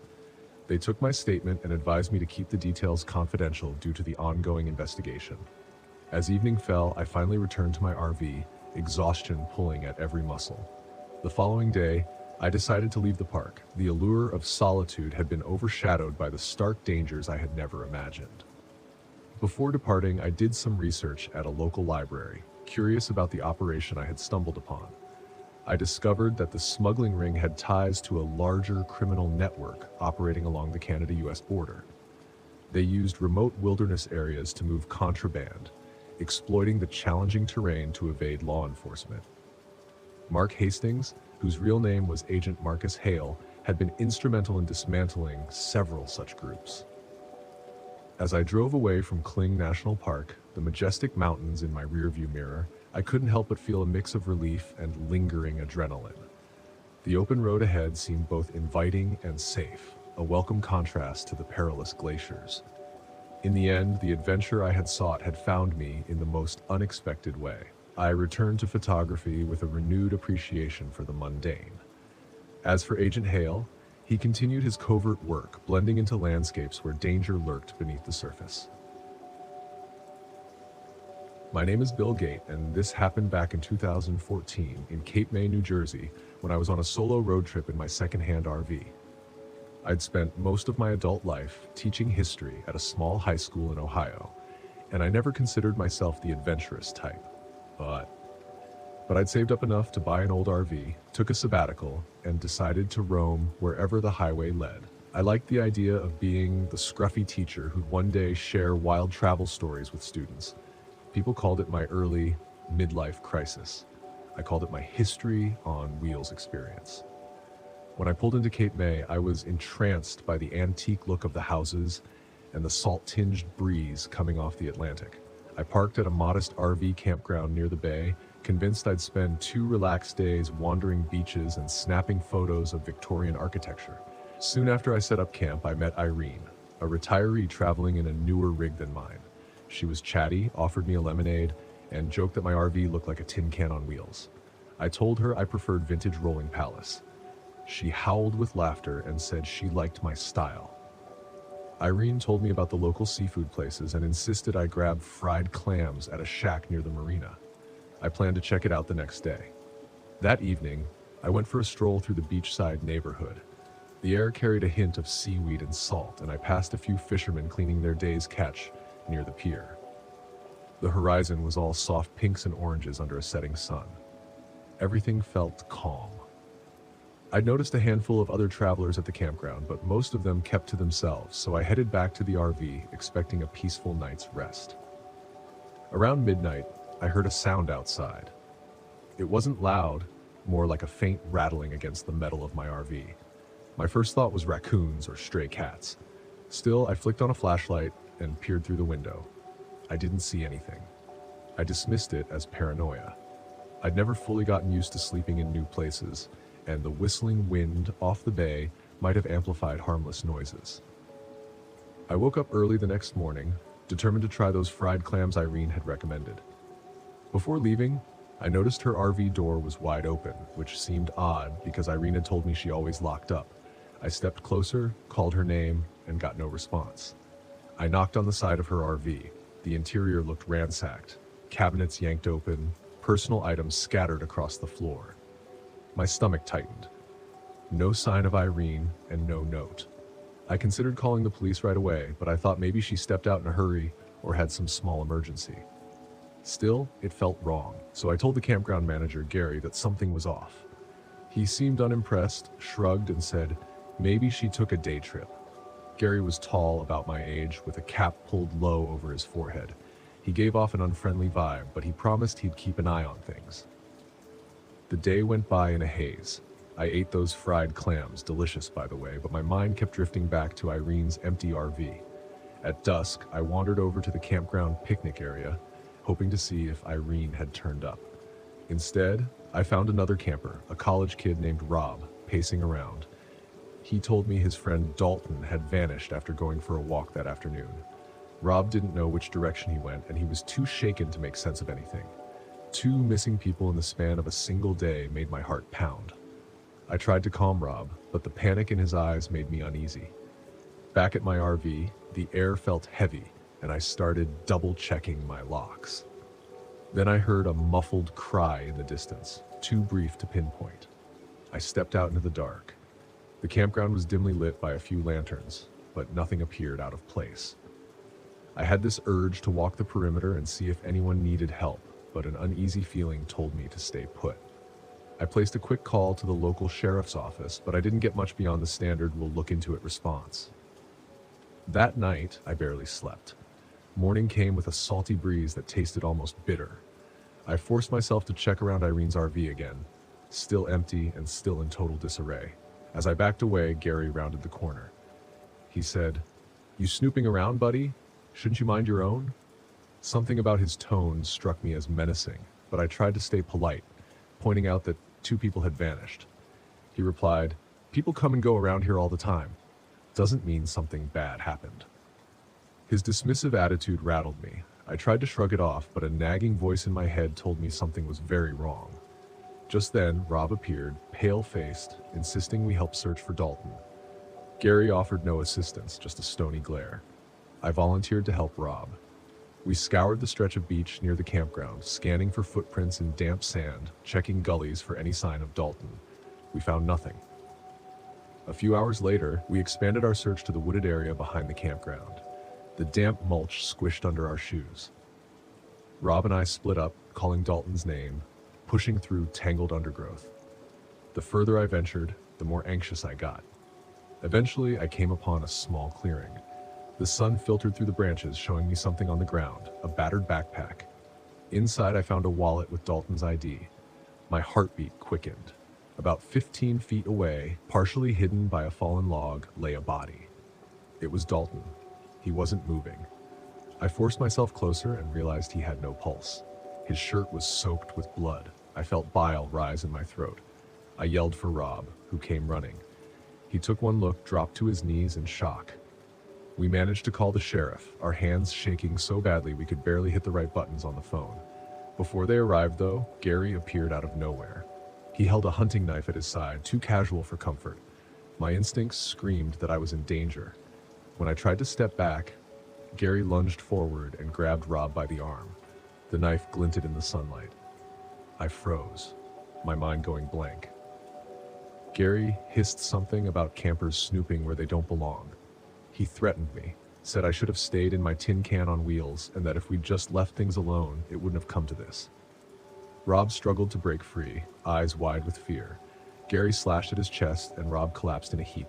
I shouted for Gary to stop, but he wouldn't listen. It was like he'd become someone else, or maybe he'd always been this way. I had no real weapons, just a small flashlight on my belt. In a scramble, I flung myself at Gary, desperate to save Rob. The impact knocked Gary sideways, but he was stronger than me, grappling until I slipped free. Rob was still on the ground, barely conscious, blood seeping onto the forest floor. Gary turned to me, knife raised. I remember the swirl of panic in my mind. Get out. Survive. Help Rob. Do something. In a burst of adrenaline, I kicked at Gary's leg, sending him off balance. He stumbled backward, lost his footing, and hit the ground hard. I dashed to Rob, grabbed his arm, and dragged him away from Gary's reach. Gary sprang back up, face twisted in rage, knife aimed for another strike. I swung the flashlight at him with every bit of strength I had, catching him across the temple. He collapsed. I dropped to my knees, heart hammering, trying to press down on Rob's wound to staunch the bleeding. The minutes crawled by until I heard sirens in the distance. They arrived and took control of the scene. Gary was cuffed and hauled away, still unconscious. One of the paramedics pried me off Rob to work on him. I lost track of time. The aftermath is still hard for me to process. Irene was found in a shallow ditch on the opposite side of the campground, along with 2 other victims from previous weeks. The police said Gary was a drifter who'd gotten hired under false documents. No one had suspected him. They suspect he'd been targeting lone campers, picking them off when the chance arose. Rob survived. We traded phone numbers before he was taken to the hospital, and we still text each other now and then. Whenever we talk about that day, we fall silent for a moment, remembering the fear. He always thanks me for saving his life, though I feel I only did what anyone would. I find myself staring at the ocean differently these days, even when I'm miles away from it. That sense of calm I used to get near the coast has been replaced by a weary tension. But I keep traveling in my RV. I'm not sure I'll ever park in total solitude again, though, not after Cape May. I still teach history, and I still crack jokes whenever I'm nervous, but deep down, I know nothing feels the same. I wasn't expecting much when I decided to go camping. I just needed some time away from everything. The endless noise of the city, the constant work, the stress. I figured a weekend in the middle of nowhere would do me good. No people, no obligations, just me and the stars. At first, I had planned on going with some friends, but they all bailed. I didn't want to back out, so I went alone. The plan was simple: find a quiet spot, park my RV, set up camp, and just be. I found this campsite just off some back roads in Texas. It was far enough away from the nearest town to feel isolated, but not so far that it was dangerous. I figured I'd be fine. The worst that could happen was I'd get a little bored. Right, I showed up, set up my RV, and got a small fire going. Nothing crazy, just a few logs to keep warm. I had brought a cooler with some food, a couple of beers, and some books to read. As the night crept in, everything started to feel calm, too calm almost. The trees were dead still, the wind barely moved, the kind of silence that feels unnatural after a while. But I shrugged it off. Maybe I was just getting paranoid. It's easy to do when you're alone. I spent the evening just relaxing. I ate a simple meal, nothing fancy, grilled a few sausages, had some chips. I opened a beer and stared into the fire, watching the flames flicker. I remember feeling weirdly calm, despite how silent everything was. But then, around midnight, the silence started to feel oppressive, almost like I was waiting for something to happen. I kept hearing sounds in the distance, something snapping in the trees, but every time I turned around, nothing was there. A raccoon? A deer? Something small? I kept telling myself it was nothing. By around 1 a.m., I was exhausted. I shut everything down, locked the RV, and crawled into bed. I remember thinking as I lay there, this is nice. Too quiet, but nice. My eyes closed, and I fell asleep almost immediately. I woke up with a headache so intense it felt like someone had been drilling into my skull all night. It took me a second to focus on what was going on. I rubbed my eyes, trying to shake the fog out of my head, but it wasn't helping. Then I noticed it. The RV door was wide open. My heart skipped a beat. I hadn't opened it. I'd locked it before going to bed. I was sure of it. But there it was. The door standing wide open, the cool night air rushing in, the dim light from the campfire casting long shadows into the RV. I didn't hear anything. No footsteps, no voices. The world outside was still. It was as if the entire campground was holding its breath. But the headache, It was like nothing I'd ever felt before. I could barely think straight. I sat up in bed, my legs feeling like jelly, my mind scrambling. I tried to tell myself it was nothing, that I'd just forgotten to lock the door. But the deeper I thought about it, the more I realized something wasn't right. I stumbled out of bed, dizziness hitting me in waves. The air inside the RV felt heavier than normal, like it had been closed up for too long. I moved toward the door, trying to shake off the dizziness. When I reached the door, I looked outside. The campground was still empty, the fire burning low. The RV's steps creaked under my weight as I took a step out onto the dirt. Everything seemed normal at first, but I felt like I was missing something. Something important. I looked back at the RV, and that's when it hit me. I didn't remember the door opening, not once, not even a crack, and I definitely didn't leave it open. I went back inside, heart hammering. I checked everything. My wallet was missing. I was sure I'd left it on the counter next to the sink, but now it was gone. I checked the windows. They were all shut tight, the curtains still drawn. No one had broken in through the windows, but that still didn't explain the door. I started to feel like I was going insane. My mind raced with possibilities. Maybe someone had been here while I slept. Maybe they had opened the door after I was knocked out. Knocked out. That's when I remembered the headache. I hadn't just woken up with a headache. It was like someone had drugged me. A sharp, foggy feeling in my brain that wasn't just from sleep. It felt chemical. Something was wrong. I ran my hand along the vent above my head. The air was warm. A terrible thought struck me. What if someone had pumped something into the RV to knock me out? I started checking every vent in the RV, touching them one by one, feeling the warmth seep through. It hit me that I'd never paid much attention to the ventilation before. There were no signs of a break-in, no marks on the door, no smashed windows. But what if someone had been inside, watching me while I slept? What if they'd opened the door after I was drugged? I walked around the RV again, my mind racing. My legs felt shaky, like I hadn't eaten in days, like I was about to pass out. But something was making my blood run cold. The feeling that I wasn't alone, the sensation that someone had been here. And it wasn't just the open door. That's when I found the small bag under the bed. At first, I thought it was mine, just some gear I'd forgotten about. But when I opened it, I froze. Inside were items I didn't recognize. Gloves, rope, a flashlight, a small knife. A bag that looked like it could fit a person's head in it. It was all too planned. This wasn't just a robbery. Someone had been preparing for something worse. My stomach dropped. I didn't know what to do. I could feel my pulse thumping in my ears. I wasn't safe here. Whoever had been in my RV could still be nearby, watching. I grabbed my phone. No signal. Panic surged through me. I needed to get out. I ran to the RV's engine, praying it would start, but it sputtered and died. I tried again. Nothing. Whoever had been here had tampered with it. My legs felt weak, but I knew I had no choice. I had to run. I bolted out the door into the cold night with no clear direction, just away from the RV. My body was sluggish, my brain foggy from whatever they drugged me with, but I couldn't stop. I heard footsteps behind me, too quiet to pinpoint, but they were there. I could feel them. Whoever it was following me. I kept running, my heart pounding, sweat trickling down my forehead despite the chill. I had no idea how far I'd gone or if I was even heading in the right direction. But then I saw headlights. A truck. I waved my arms like a maniac, and thank God they stopped.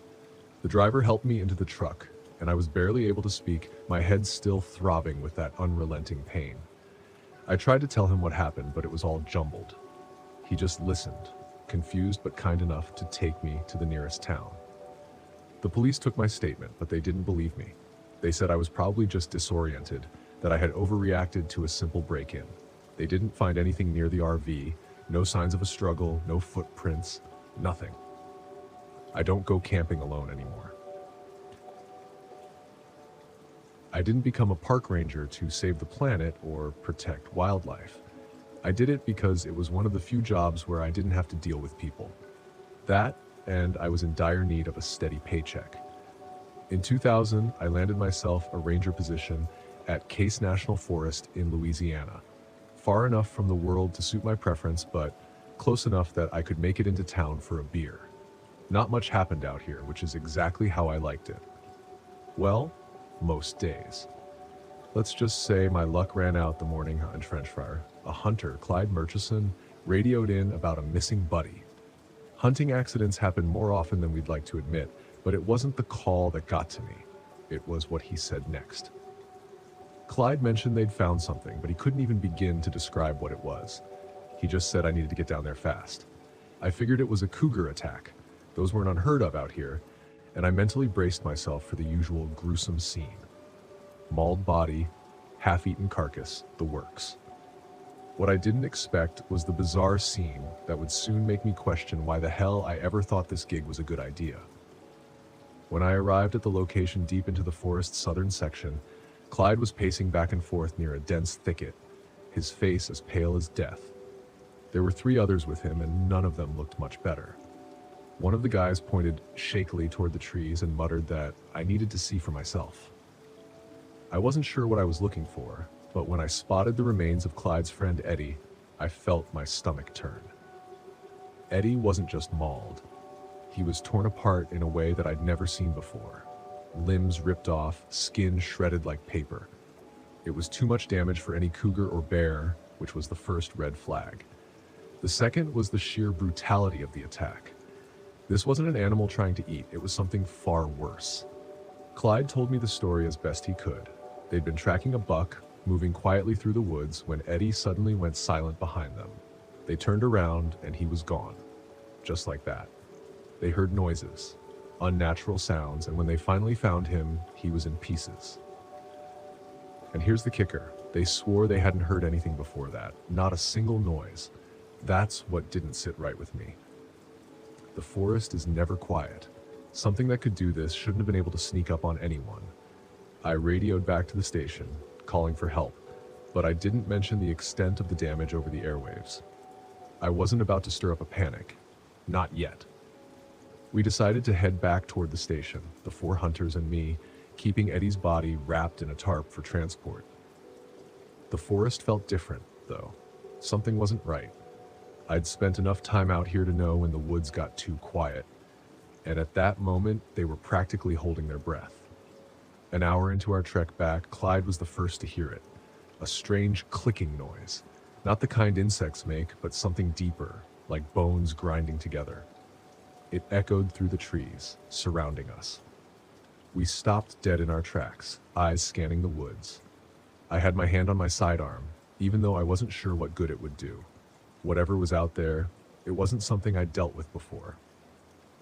Clyde whispered that it was getting closer. One of the other hunters, a guy named Wendell, pointed toward a large pine tree and mouthed something I couldn't make out. I followed his gaze and saw it, a figure crouching low against the bark, its body almost blending in with the forest. At first glance, it looked like a deer, but not quite. It was wrong. Its limbs were elongated, bones jutting out unnaturally. The antlers were massive, but they weren't normal either. They twisted in ways that didn't make sense, almost as if they were a part of the creature's skull fused together. Its fur was patchy and its face was human-like. It blinked hard, trying to convince myself that I wasn't seeing what I thought I was seeing, but there, it was watching us. I'm not a religious man, but at that moment I was praying to any deity that would listen no animal I knew could move like that thing. Clyde had the same wide-eyed stare, and before I could even think about what to do next. The creature darted not toward us, but around us, moving so the stit was a blur. It shouted for everyone to stay together, but Wendell broke off, running in the opposite direction within seconds. That thing was on him. I barely had time to draw my weapon before Wendell let out a scream that still haunts me. His body yanked up into the air, as if it weighed nothing, and in the next moment, he was gone, just gone. There was no time to process. The others bolted, and if followed, my heart was hammering in my chest. We pushed through the brush. We didn't stop until we hit the creek that ran near the old ranger station. Clyde was panting so hard it thought the mic collapse, but his face was still that same shade of pale. Wouldn't have time to rest whatever that thing was. It wasn't done with us. I could hear it in the distance, that clicking noise. It wasn't chasing anymore, nor it was stalking us. We made it to the station and slammed the door behind us, locking it. The building was old though, and there wasn't much that could keep something like that out if it really wanted in. Clyde was shaking. He kept muttering under his breath, swearing that we were all dead. I checked the radio again, but all I got was static. It thought about going for the emergency satellite phone. but it was in the supply shed a good 50 yards from the main station. Noon was volunteering to go back outside, the sounds outside intensified, heavy footsteps circling the building, occasional scrapes against the windows. I couldn't bring myself to look. If I did, I was sure I'd see that thing staring back at me with that awful human-like face. Hours passed. We sat in terrified silence, guns ready, not that I thought they'd do much good. Finally, the noises stopped. The forest went back to its normal hum of activity, and for a moment, it thought maybe the thing had moved on, maybe we were safe. Wasn't buying it. It said he could feel it still out there watching, and that's when I heard it, not the creature. Something else, a voice. It came from the radio, a woman's voice, crackling through the static. She was calling my name, telling me either by the creek, saying she knew what was happening. I didn't recognize the voice, but it was enough to pull me to my feet. Clyde tried to stop me, but I was already halfway out the door before he could say anything and needed answers. And whoever that was on the radio might have them when I reached the creek. There was now omen waiting for me, only silence. It should have turned back then, but I didn't. Something drew me forward, like I was being pulled long by an invisible string. The hair on the back of my neck stood wonders. I moved deeper into the woods, and then I saw Wendell's body, or at least what was left of it, that was mangled beyond recognition. But I knew it was him. The creature had left him there, almost like it was mocking us. It should have run, but I didn't. I raised my gun, more out of instinct than anything, and that's when I saw movement in the trees ahead. The creature stepped out of the shadows, its long limbs hanging loosely by its sides, and it was smiling. I swear to God, that thing was smiling. It didn't charge, it didn't growl, it just stood there watching me, and I knew right then that I wasn't making it out of these woods alive. In one last desperate attempt, I fired. The bullets hit, but they didn't stop it. The creature staggered, its body twisting in unnatural ways, but it didn't go down.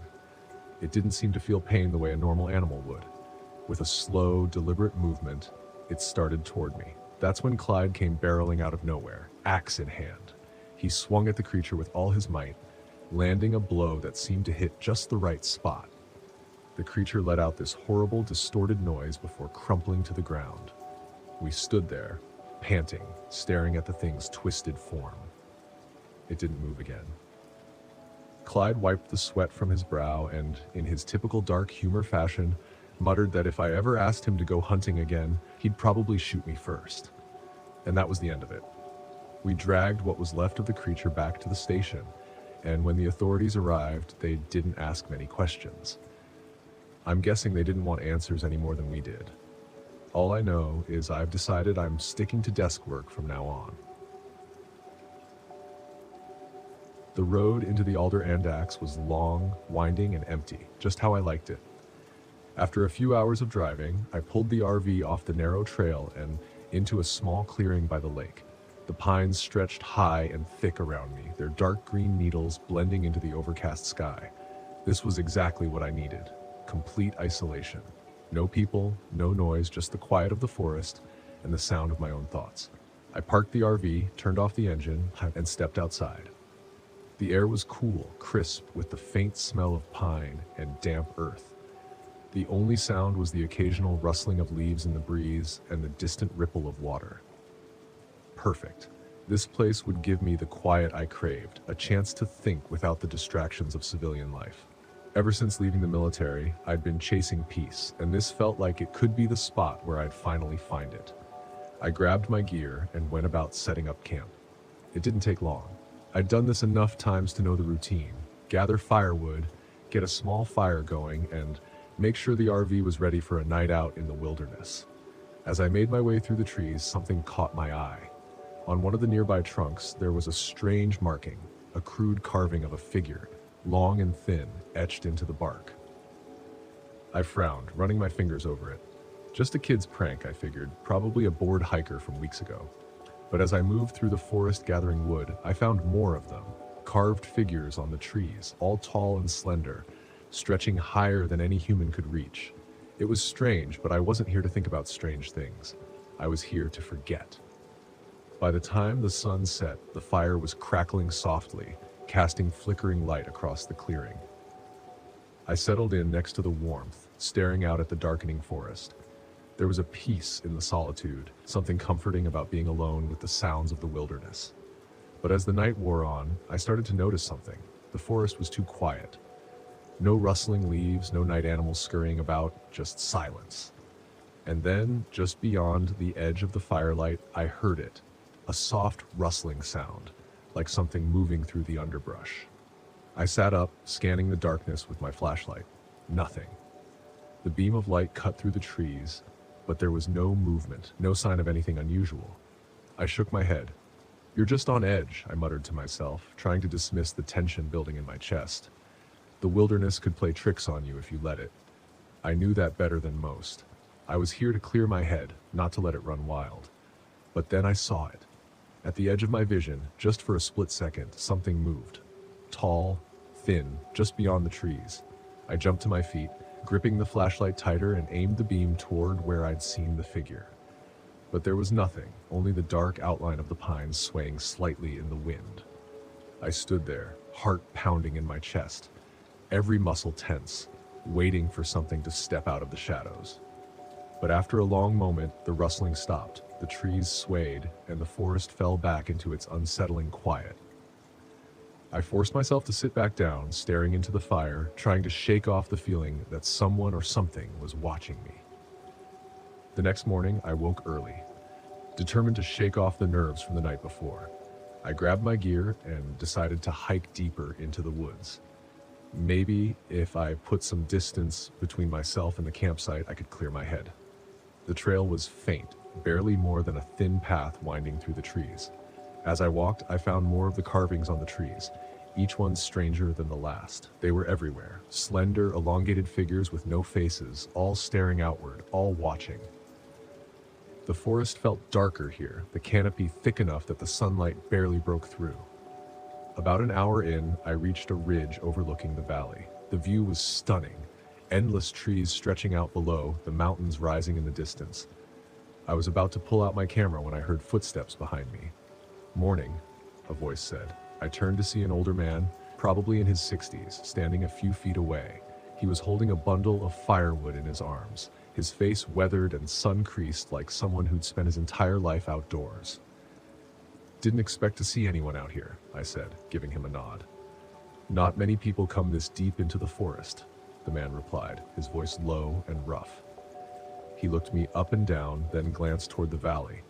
"You camping nearby?" "Yeah, just over by the lake, trying to get some quiet." He gave me a long look, his expression unreadable. "You should be careful. This part of the Alder Andax, it's different." "Different how?" I asked, raising an eyebrow. He glanced around, his eyes flicking nervously toward the trees. "There's something in these woods. People call it the Watcher. It stays deep in the forest, watching from the shadows. You see it once, and you'll start seeing it everywhere." I laughed, shaking my head. "Local ghost stories." The man didn't smile. "It's not a story, it's real. People who see the Watcher, they don't come back the same." He took a step closer. "I'm telling you this because you look like you've seen things. You know when something's not right, and something's not right here." I met his gaze, feeling that familiar knot of unease tightening in my gut. "What do you mean?" "You'll know when it's close. You'll hear it first, and then you'll feel it," he turned, starting back down the trail. "Just don't stay too long."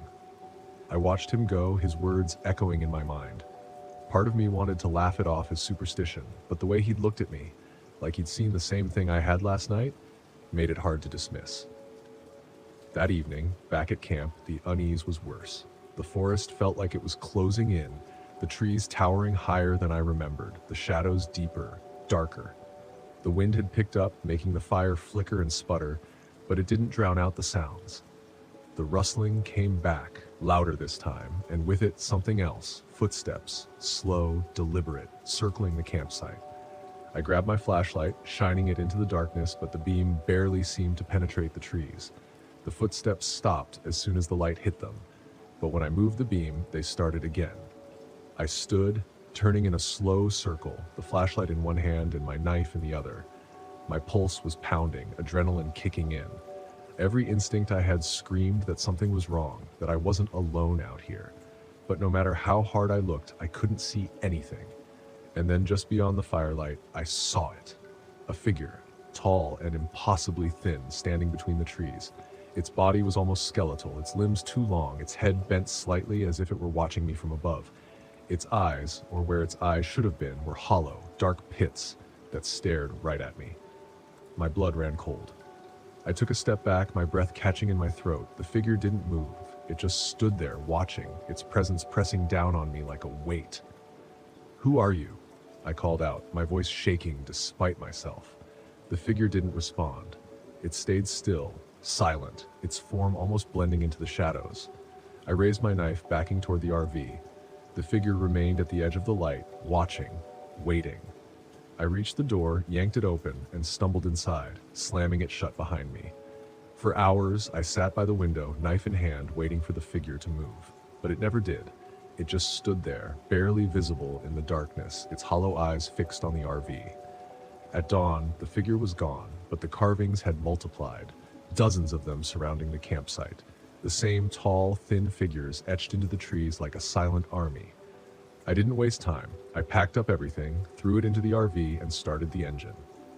As I drove away, the carvings seemed to watch me, following me down the narrow trail, their hollow eyes staring. I didn't stop until I was miles away from the area, the forest shrinking in the rearview mirror. But even as the trees thinned and the road stretched out in front of me, I couldn't shake the feeling that the watcher was still out there, somewhere in those woods. It was still watching, and maybe it always would be. My name is Leo Nelson, and this happened to me back in 2012 at White Sands National Park in New Mexico while I was on an RV trip. Just me and my old rig named Daisy, which smelled faintly of bird coffee and wet socks. I'm a high school geography teacher by trade, and every summer I load up Daisy for a good long drive where I can be alone with the open road and my half-baked jokes about rock formations and roadkill statistics. Let me say up front, I've never been much of an adrenaline junkie. My big thrill is spotting a rare bird or finding a local diner that serves a decent slice of pie. But that summer, I craved the heat and emptiness of the desert.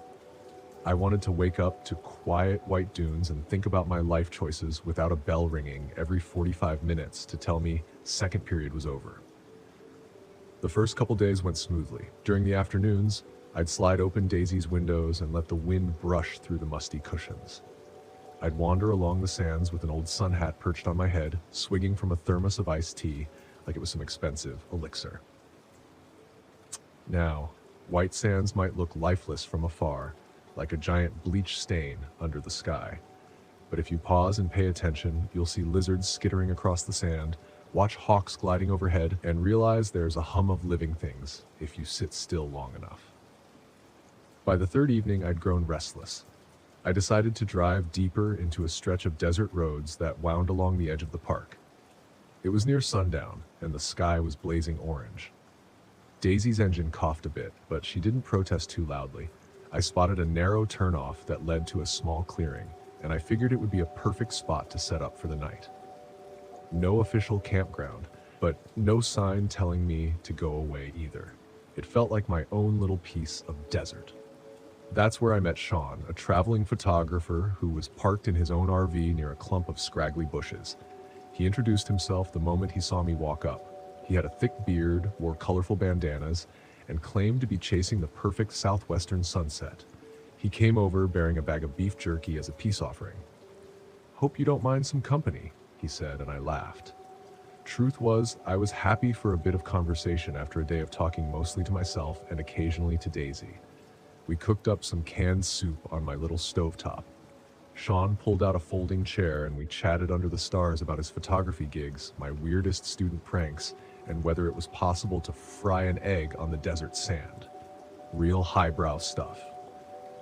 The desert air cooled down quickly, so we retired early. I fell asleep with the windows cracked and my mind drifting to the half-formed dreams of kids throwing paper planes at cacti. Sometime after midnight, I woke up thirsty. My thermos was empty, so I grabbed a flashlight and stumbled outside to my RV's side compartment, where I kept spare water jugs. Darkness swallowed the dunes, and the wind hissed across the sand. The only sound was my own footsteps crunching on the ground. Then I heard a muffled cry like someone was struggling to speak but couldn't. I froze, half expecting it to be an animal until I recognized a voice. It was Sean's. I whispered, "Sean? That you?" But he didn't answer. I moved the flashlight beam around, seeing only swirling grains of white. My heart thudded in my chest. One part of me thought Sean might be messing around. Another part of me remembered all the cautionary tales I'd told my students. Never wander off into the desert at night. But I couldn't just stand there. I crept around the side of Sean's RV and found the door slightly open. Inside, I saw a silhouette rummaging through drawers, tossing cameras and lens bags onto the floor. At first, I assumed it was Sean, but then the figure turned. There was a click, and I saw a man I'd never met. A wiry frame, shaved head, wearing dusty camouflage pants and a stained black t-shirt with the sleeves cut off. He had one of Sean's camera straps looped over his shoulder like a prize, and he was holding a large hunting knife. My breath caught, my flashlight being flicked across the RV floor, and I noticed Sean lying there, mouth covered in blood, not moving. The man hissed something, maybe a curse or a threat. I couldn't even process it. Sean's eyes were open but lifeless, and I realized I was standing in the doorway exposed. My knees went weak. I stepped back stumbling. The man leapt forward. He dashed out of the RV, his boots scraping against metal, and I nearly tripped over a rock trying to get away. My mind raced. No phone signal out here, no immediate neighbors. Just me and a murderer who'd taken Sean's life for a camera or who knows what reason. My only plan was to run to Daisy and lock the door. I made it to my RV in 4 strides, but the door stuck for a second. Some quirk of the old latch, and those were the longest seconds of my life. The man sprinted closer, the blade gleaming under the moonlight. I finally yanked the door open and dove in, slamming and bolting it behind me. Daisy rattled with the impact. I almost dropped the flashlight. I could hear him outside circling, jiggling the handle, maybe checking windows. My mind shot to the various items I'd stashed around. A baseball bat under the table, a kind of pepper spray I used when raccoons got too friendly. I grabbed the pepper spray and brandished it like the world's saddest weapon. A funk against the door made me jump. Then another. I shouted, "Go away!" My voice cracked like I was 13 again. "Silence!" I listened carefully, but my ears buzzed with my own heartbeat. For a moment, I hoped he'd left or had realized there wasn't much in my RV worth stealing besides a bunch of stale crackers and a few tattered books, but I felt that presence outside. It was the kind of feeling that kept every nerve on edge. Suddenly, glass shattered at the front. A rock landed on my driver's seat. I scrambled to the driver's side, pepper spray in hand, and flicked on the headlights to see if he was out there. The beams illuminated a swirl of sand, but I caught a glimpse of that shaved head ducking away. He was trying to break in through the windshield, or maybe just flush me out. I fumbled for the keys. If Daisy started, maybe I could drive off. The engine coughed, then sputtered into a weak rumble. Relief washed over me, but it only lasted a second. A hand slammed onto the partially cracked side window. Through the glass, I saw his face up close. He had a nasty scar running across his cheek, pink and bumpy. His eyes looked fixated like a predator's. He must have seen me fumble with the gear shift because he swung his knife at the window, striking it so hard I thought the entire thing might collapse. I gasped, jammed the stick into drive, and pounded the accelerator. Daisy lurched forward over the rocky ground, bouncing so violently I thought we'd flip. The front tires jerked left, then right. All the while, I heard him pounding, swearing, trying to keep up. But with a roar of protest, Daisy gained traction. We barreled across the clearing. I caught a glimpse in the side mirror of him stumbling backward, arms flailing in a swirl of dust. I didn't look back again. My only thought was to get the hell out of there. The next 20 minutes were a blur of rattling cupboards and frantic breathing. I gripped the wheel so tight my knuckles turned white. When I finally reached the main road, I forced myself to slow down. My chest heaved and I realized tears were streaming down my face. I told myself, keep driving until you find help, something, anything. Eventually, I pulled into a small roadside gas station that was lit by a flickering neon sign. The attendant stared wide-eyed as I stumbled in, hands shaking, practically shouting that a man had been killed back at the clearing and a maniac was on the loose. The police arrived in no time. I could barely string together sentences, but I managed to lead them back along the roads. When we returned to the campsite, we found Sean's RV door wide open. With Sean still there, motionless, I felt sick. There was another body, too. someone I didn't know, lying behind a dune. The police believe the killer might have robbed another camper earlier that night. It was chaos. Flashlights, radio chatter, plastic barriers. I had to sit on a cooler while an officer asked questions, scribbling furiously in a notepad. They found footprints leading off into the desert. But as morning came, the sun covered everything in a harsh light that revealed only the emptiness. It felt like the entire world was made of cruelty and heat. I stayed another day in town to give my statement. An officer asked if I recognized the killer, but I'd never seen him. They took details: shaved head, scar, camouflage pants. They told me they'd do their best to track him. I kept thinking about Sean's laughter around the campfire, that odd sense of peace before everything went wrong. By the following night, I sat behind the wheel of Daisy, heading east. I couldn't stand the desert anymore, not with the memory of what happened out there. Part of me felt guilty for running, but a bigger part of me was simply terrified. When I finally got home, I put Daisy in storage. I told people at work that I needed time off from road trips. I just couldn't do it. Even now, when summer rolls around, I think about that dusty clearing. I think about Sean. I remember the quiet nights that turned violent in an instant. Sometimes I still consider going back on the road, but the memory of that night holds me in place. I'm alive, and that's enough. I keep the photograph Sean took of me, one he gave me before the sun went down. I treasure it, even though it hurts to see it. Just a simple snapshot of a dusty man standing next to a sagging old RV, both of us grinning at the wonder of a desert sunset, blind to the danger waiting beyond the dunes.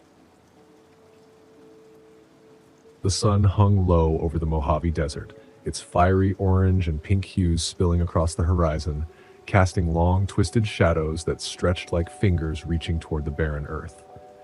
As the air cooled, a haunting stillness took over the land, settling in the cracks and crevices of the dry, endless expanse. My name is Elias Moretti, and I'd come here seeking solace, hoping the desert could offer me the peace that the city could no longer provide. The chaos of city life had chipped away at me until I was little more than a ghost in the crowd, distant, detached, and alone. I had always preferred solitude, the company of nature and books over the noise and frenzy of bars and parties. So I rented an RV and drove out into the desert for a week-long retreat, a chance to escape the relentless pace and rediscover the calm rhythm of life. Little did I know, the desert has a way of stripping you of more than just distractions. I parked the RV in a remote spot, miles from civilization. The isolation was palpable, a suffocating presence that made me all too aware of my own breath. After setting up a small campfire and preparing a meager meal, I sank into my chair with a cold beer, letting the quiet envelop me. The first night passed without incident, and I awoke the next morning feeling more rested than I had in months, the weight of the world seemingly lifted. That morning, I explored the surrounding area, stumbling across the remnants of old mining operations abandoned and slowly being swallowed by the desert. The place felt forgotten, as if time itself had passed over it, leaving only whispers behind. By afternoon, I was drawn farther out, rifle in hand just in case. Though I didn't expect trouble, the desert is a cruel place, and it's always better to be prepared. Hours later, I found myself standing before a dilapidated structure. What had once been a cabin, now little more than a skeleton of rotting wood and rusted metal. My curiosity piqued. I approached cautiously, peering through the remnants of the door frame. Inside, the air was thick with dust, and debris covered the floor. Evidence of lives once lived was scattered across the room. Broken furniture, an old stove, and a pile of newspapers yellowed with age. As I sifted through them, the dates on the papers sent a chill through me. Most were from the late 70s. This place had been abandoned for decades. Then, hidden beneath the rubble, I found something else, a glint of metal. I cleared the debris and uncovered a lockbox, rusted and weathered, but still heavy with secrets. The lock had long since corroded away, and with a few tugs of my knife, I pried it open. Inside were old photographs, black and white images of a family, parents and 2 children, staring out from a world that no longer seemed to exist. Their smiles, frozen in time, looked unnatural in the desolate surroundings. A diary lay beneath the photos, its pages yellowed and brittle, the ink written in neat cursive handwriting. The entries chronicled their life in the desert, their struggles and hopes, painting a picture of a family trying to carve out a life in a land that offered none. But it was one entry that stood out. Dated October 12, 1978, it spoke of a man who had come to their cabin, a stranger seeking shelter. The writer, presumably the father, described a growing unease about the man's behavior, how he watched them with a predatory, unsettling gaze. The last entry ended abruptly, the words scrawled frantically, "He's here. God help us." A noise from outside jerked me from my thoughts. It was faint, almost imperceptible, but in the vast emptiness of the desert, it was enough to send a shiver down my spine. I grabbed my rifle, heart pounding, and stepped out of the cabin, scanning the horizon. The light was fading, casting long, skeletal shadows over the earth, and then I saw him. A figure standing on a distant ridge, silhouetted against the dying light. He was tall, unnervingly still, his posture rigid as though frozen in place. I couldn't make out his features, but the sense of dread that washed over me was immediate. "Hey!" I called out, my voice feeling small in the vastness of the desert. The figure didn't move. I raised my rifle, aiming in his direction, though I knew it wouldn't do much good against the unknown. "I'm armed. What do you want?" There was no answer, no movement. Just the long, haunting stillness of the desert. A creeping dread took hold of me, and I slowly began to back away, my rifle trained on the figure as I made my way back to the RV.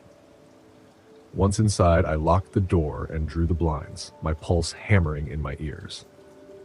The night stretched on, filled with unsettling noises, scratches on the side of the RV, whispers carried by the wind. I barely slept, my mind replaying the events of the day, the haunting words from the diary echoing in my head.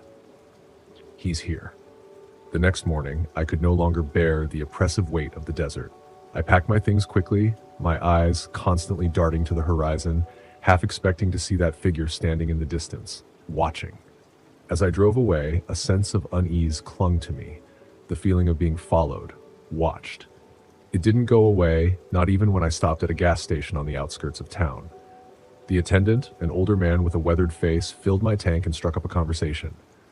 "Out camping, huh?" he asked, his voice casual but with a strange undercurrent. "Yeah," I replied, trying to sound composed. "Out in the desert." He nodded, his gaze becoming distant, as if lost in some thought. "Lot of history out there," he muttered. "You see anything interesting?" I hesitated before sharing. "I found an old cabin. A family used to live there, and I think I saw someone out on a ridge." The man's expression shifted, concern flickering across his face. "You be careful out there. A lot of folks go missing in those parts. Always some story about a drifter, a stranger. People talk, but you never know." His words did little to ease my mind. I paid quickly and drove off, trying to shake off the growing sense of dread that seemed to have attached itself to me like a shadow. But as I returned to the city and resumed its usual pace, the unease remained. I found myself obsessively researching the area, searching for any clue about the family in the photos, the man in the diary. What I uncovered was chilling. Missing persons reports, unmarked graves, whispers of a ghost town haunted by its past. And the deeper I dug, the more I felt the weight of something watching me, stalking me.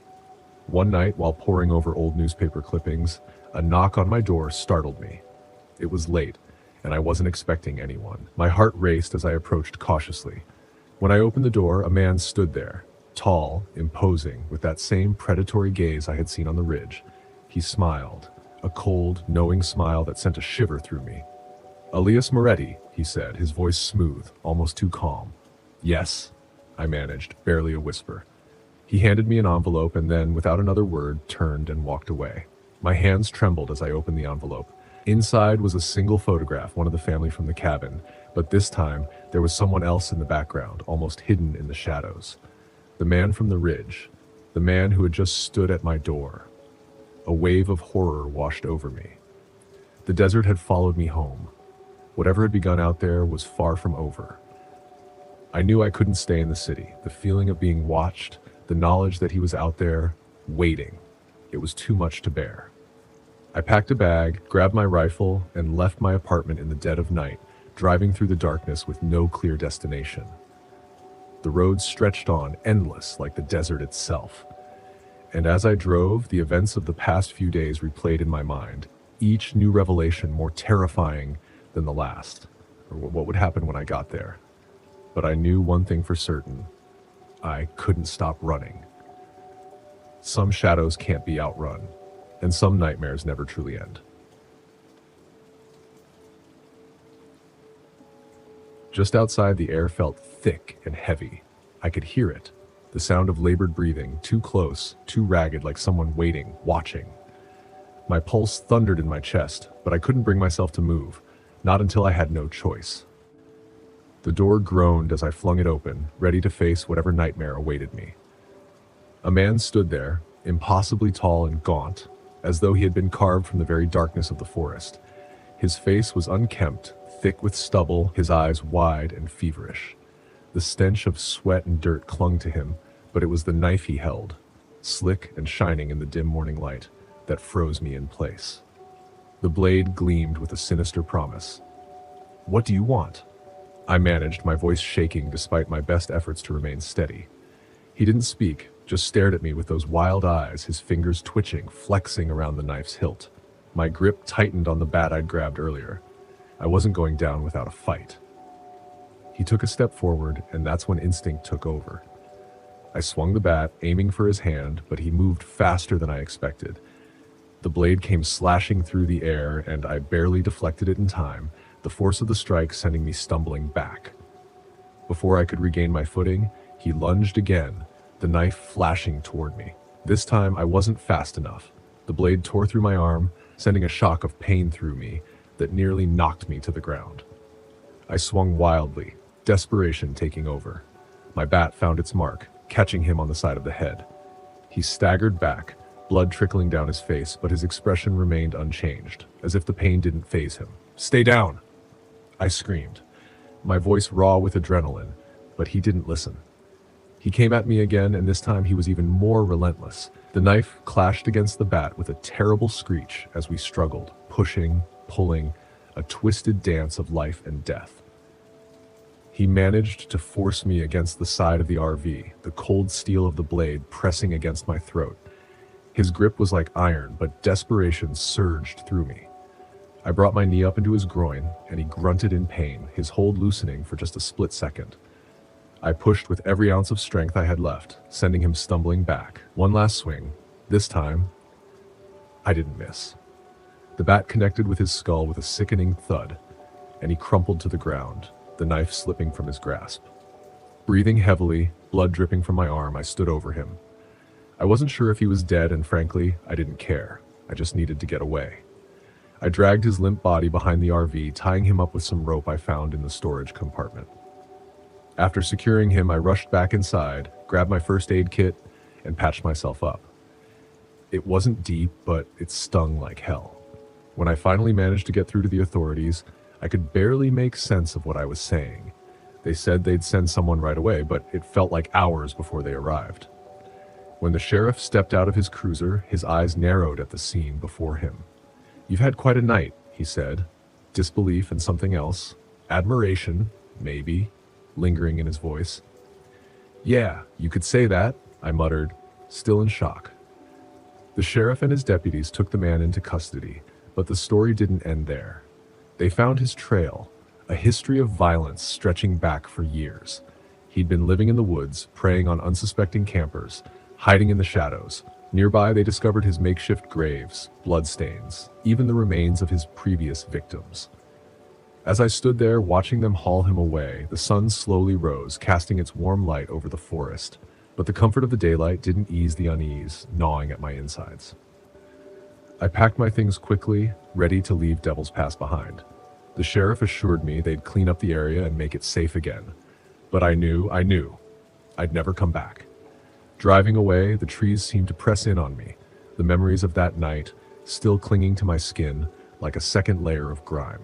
The forest had offered me peace, a respite from my troubles, but it had also shown me a darker side. And as I merged onto the highway, I couldn't shake the feeling that I was being watched. Just before I lost sight of the woods in the rearview mirror, I glanced back. The trees stood tall and silent, but I knew better now.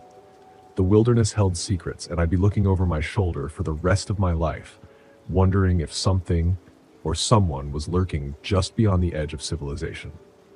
The nightmare I'd run from wasn't over. It was still out there, hidden in the shadows. When I decided to take a break from city life, I never imagined it would lead to something like this. I had always been an adventurous soul seeking escape in the wild, but after a grueling project at work, I needed more than just a quick getaway. I needed silence, isolation, and peace, a sanctuary far from the grind of my daily life. So I packed up my RV and headed to the rugged, desolate terrains of Utah, hoping the canyons and deserts would offer me the reprieve I desperately sought. My name's Marcus Devlin. I've faced my fair share of struggles, growing up in a rough neighborhood, working my way through college, clawing my way into a decent career. But no matter how tough you think you are, stress has a way of creeping in. It gnaws at you until it overwhelms. That's why I thought this trip would be my refuge, a place to recharge and clear my head, a place far removed from the chaos of daily life. I found a remote campsite in Escalante, a hidden corner of the world known for its stunning rock formations and complete lack of human presence. It seemed perfect, or so I thought. I arrived just before noon, the sun beating down from a cloudless sky, casting the landscape in a harsh, unforgiving light. The land stretched out in fiery reds and oranges, with towering sandstone cliffs and deep, winding canyons that seemed to go on forever. I parked the RV in a small clearing, the only sign of civilization a rusted, weathered sign warning travelers of the rugged terrain ahead. After setting up camp, I decided to explore. A narrow path leading into one of the canyons beckoned me. I packed my backpack with water, snacks, and my trusty map and set off. The silence was overwhelming, almost oppressive. The occasional rustle of the wind or distant bird call was the only sound. The kind of quiet you can't find in the city. A silence that feels alive, suffocating. The canyon, even more impressive up close, felt like a secret world. The walls soared high above, creating a cool, shaded path that seemed untouched by time. I wandered deeper, completely losing track of time. The beauty of it all wrapped around me, drawing me further away from civilization, from reality itself. But as the afternoon wore on, I realized I'd gone farther than I intended. The light began to dim, and with it the temperature dropped sharply. I turned to head back to the RV, but as I retraced my steps, something wasn't right. The canyon had twisted and turned in ways I didn't remember. Every rock, every bush looked the same. I was lost. Panic crept in. My map was useless. There were no clear landmarks. The deep, oppressive silence seemed to press in around me, and I cursed under my breath, my frustration mounting. That's when I saw it, a flicker of movement in the shadows, quick and fleeting. At first, I thought it was a trick of the light, but then I saw it again. A figure. A person, moving swiftly and silently through the canyon just ahead of me. Relief surged through me.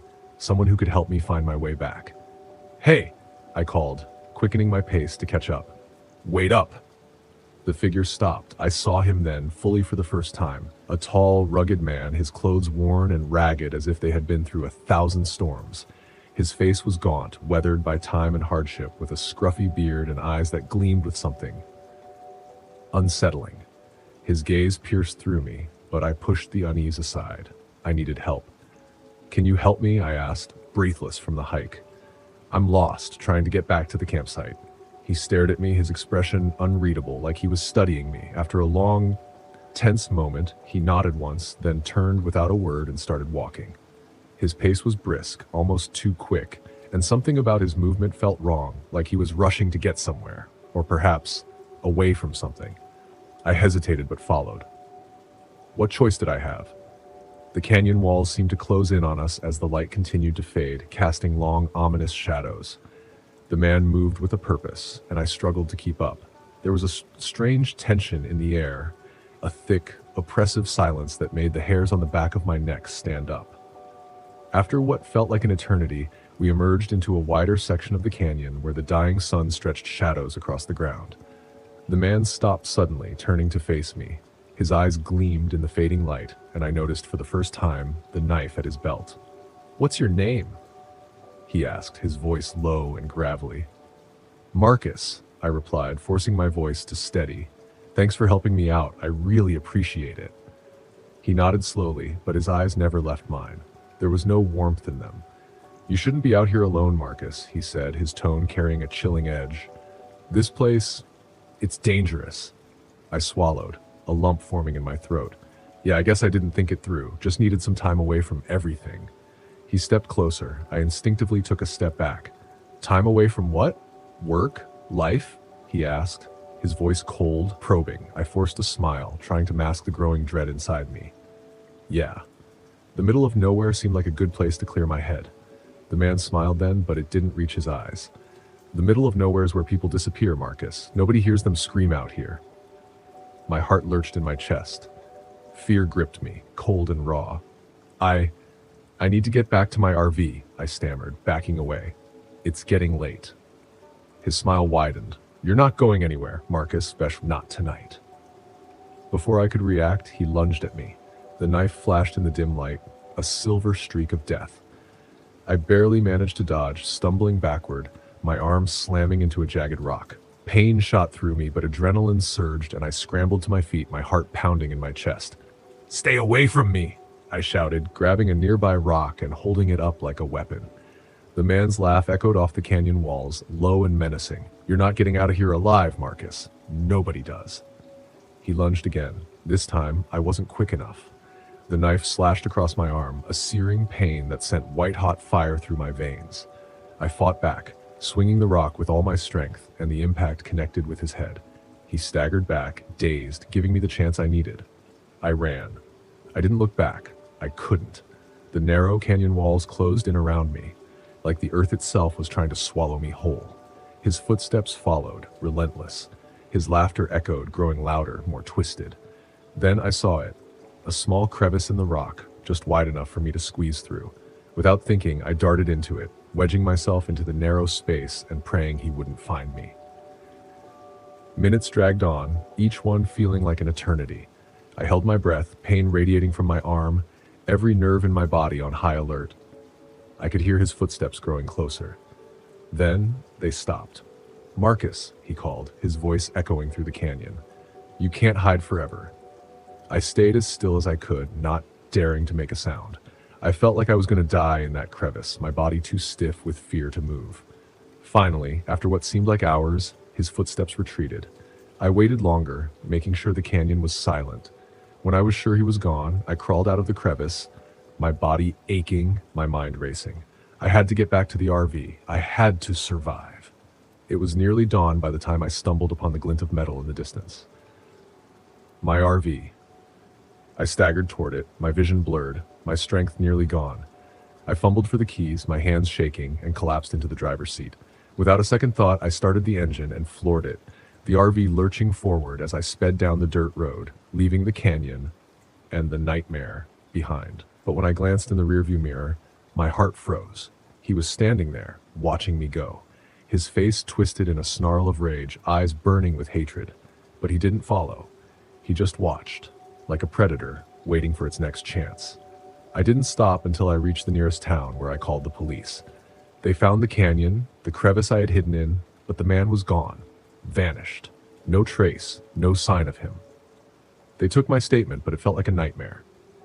A twisted, surreal nightmare that I could barely believe had happened. But it had. The scars on my arm are proof enough, and the memory of his cold, piercing eyes will haunt me forever. I never went camping alone again, never. And part of me still can't believe it happened, but it did. And I'll never forget his face, or the sound of his laughter, echoing through the canyon. I don't know what's real anymore. I've been out here so long, alone in this godforsaken forest, that the days and nights blur together. I can't tell if time's just slipping away, or if the forest is playing tricks on me, distorting everything. I need to write this down, though, if only to hold on to what little sanity I have left. If anyone finds this, maybe you'll understand. My name is Greg Thompson, and I came to Thunderhead Ridge to escape. Now, I'm not sure if I'll ever get out. It all began a few weeks ago, or maybe it didn't. Time has become something unrecognizable out here, like it was never meant to exist in the first place. I had been driving my RV aimlessly down the coast, looking for somewhere I could disappear, somewhere the memories of Beth couldn't haunt me anymore. After she passed, every room, every corner of our house screamed her absence. I couldn't stand it. So I drove, hoping the wilderness could swallow me whole, drown out the ache of loss. That's how I found this place, Thunderhead Ridge, deep in the mist-covered woods of the Pacific Northwest. It was perfect. The nearest town was 50 miles away, and the RV campground was little more than a clearing surrounded by towering pines that seemed to devour the sky. I found it by accident, lost on old logging roads. The sign was half hidden by vines, weathered and forgotten. But that's what I wanted. No people, no distractions, just me and the forest. The first few days were exactly what I needed. The air was cool and damp, the fog drifting through the trees like restless ghosts.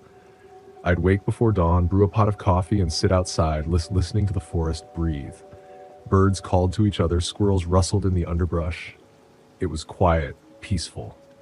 For the first time in months, I felt like I could breathe again. But then the whispers started. It was the third night. At least, I think it was. The rain was soft on the roof of my RV, lulling me into a dreamless sleep. And then something woke me. At first, I thought it was the wind, but as I lay there listening, I realized it was a voice I knew, unmistakable. "Greg," I froze. Her voice, Beth's voice, so soft, so close, it almost felt like she was standing right outside. "Greg, come outside." I shot up in bed, my heart pounding in my chest. For a moment, I thought I was dreaming. My grief had finally consumed me, pushed me over the edge, but then it came again, clearer, more insistent. "Greg, please, I need you." I scrambled for my flashlight, stumbling out of the RV into the thick fog. The beam of light flickered erratically, revealing only dark, towering pines and moss-covered branches swaying like ragged curtains. I turned in circles, my pulse hammering, calling her name. But the voice was gone. The only sound was the rustling of the wind through the trees. I must have stood there for what felt like an eternity, calling her name, waiting for a response. But the forest only answered with silence. Eventually, I convinced myself it was a dream, some trick my mind had played on me after weeks of isolation. I went back inside, my skin crawling, but the feeling that something was watching me never left. The next morning, everything was normal. The sun fought through the mist and the forest hummed with its usual life. I told myself I was just tired, that I had imagined it all. But that night, when the fog thickened and darkness settled in, the whispers returned. "Greg, I'm lost. Help me." I knew it couldn't be Beth. I knew that. But the voice, it sounded so heartbreakingly familiar, it made my stomach twist. I wanted to believe it was her, somehow, that she had found a way to reach me. I sat awake all night, trying to convince myself it was the wind. But the whispers kept coming, pulling me deeper into memories of her, of the life we had before she was taken from me. The next night, I couldn't resist anymore. I had to know. I had to know. I had to find out what was calling me.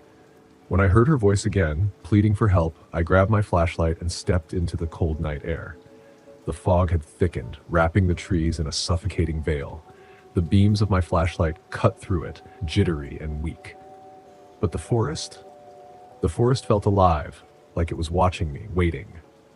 "Greg, this way."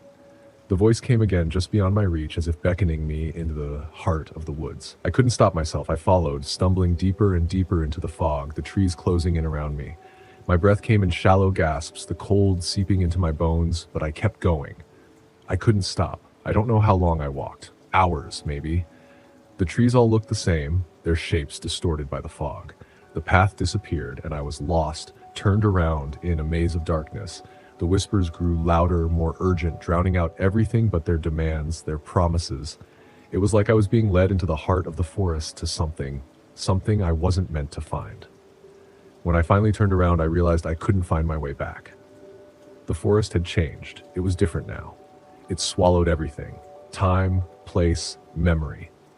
No path, no landmarks. Just endless trees, all pressing in closer and closer.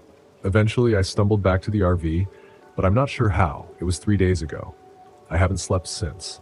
The whispers are louder now, more insistent. Sometimes they sound like Beth, begging me to find her. Other times they mock me, mimicking the horrible sounds she made in those final days before her death when I couldn't save her. And now it's not just her voice. I hear others too. Voices I don't recognize, calling for help, pleading for salvation. The forest. It's filling my head. I can't escape. Last night I tried. I packed up everything and drove, thinking I could outrun it, but no matter which way I turned, the road always led me back. The clearing, the pines, unchanged, waiting. The forest doesn't let you leave. It won't let me leave.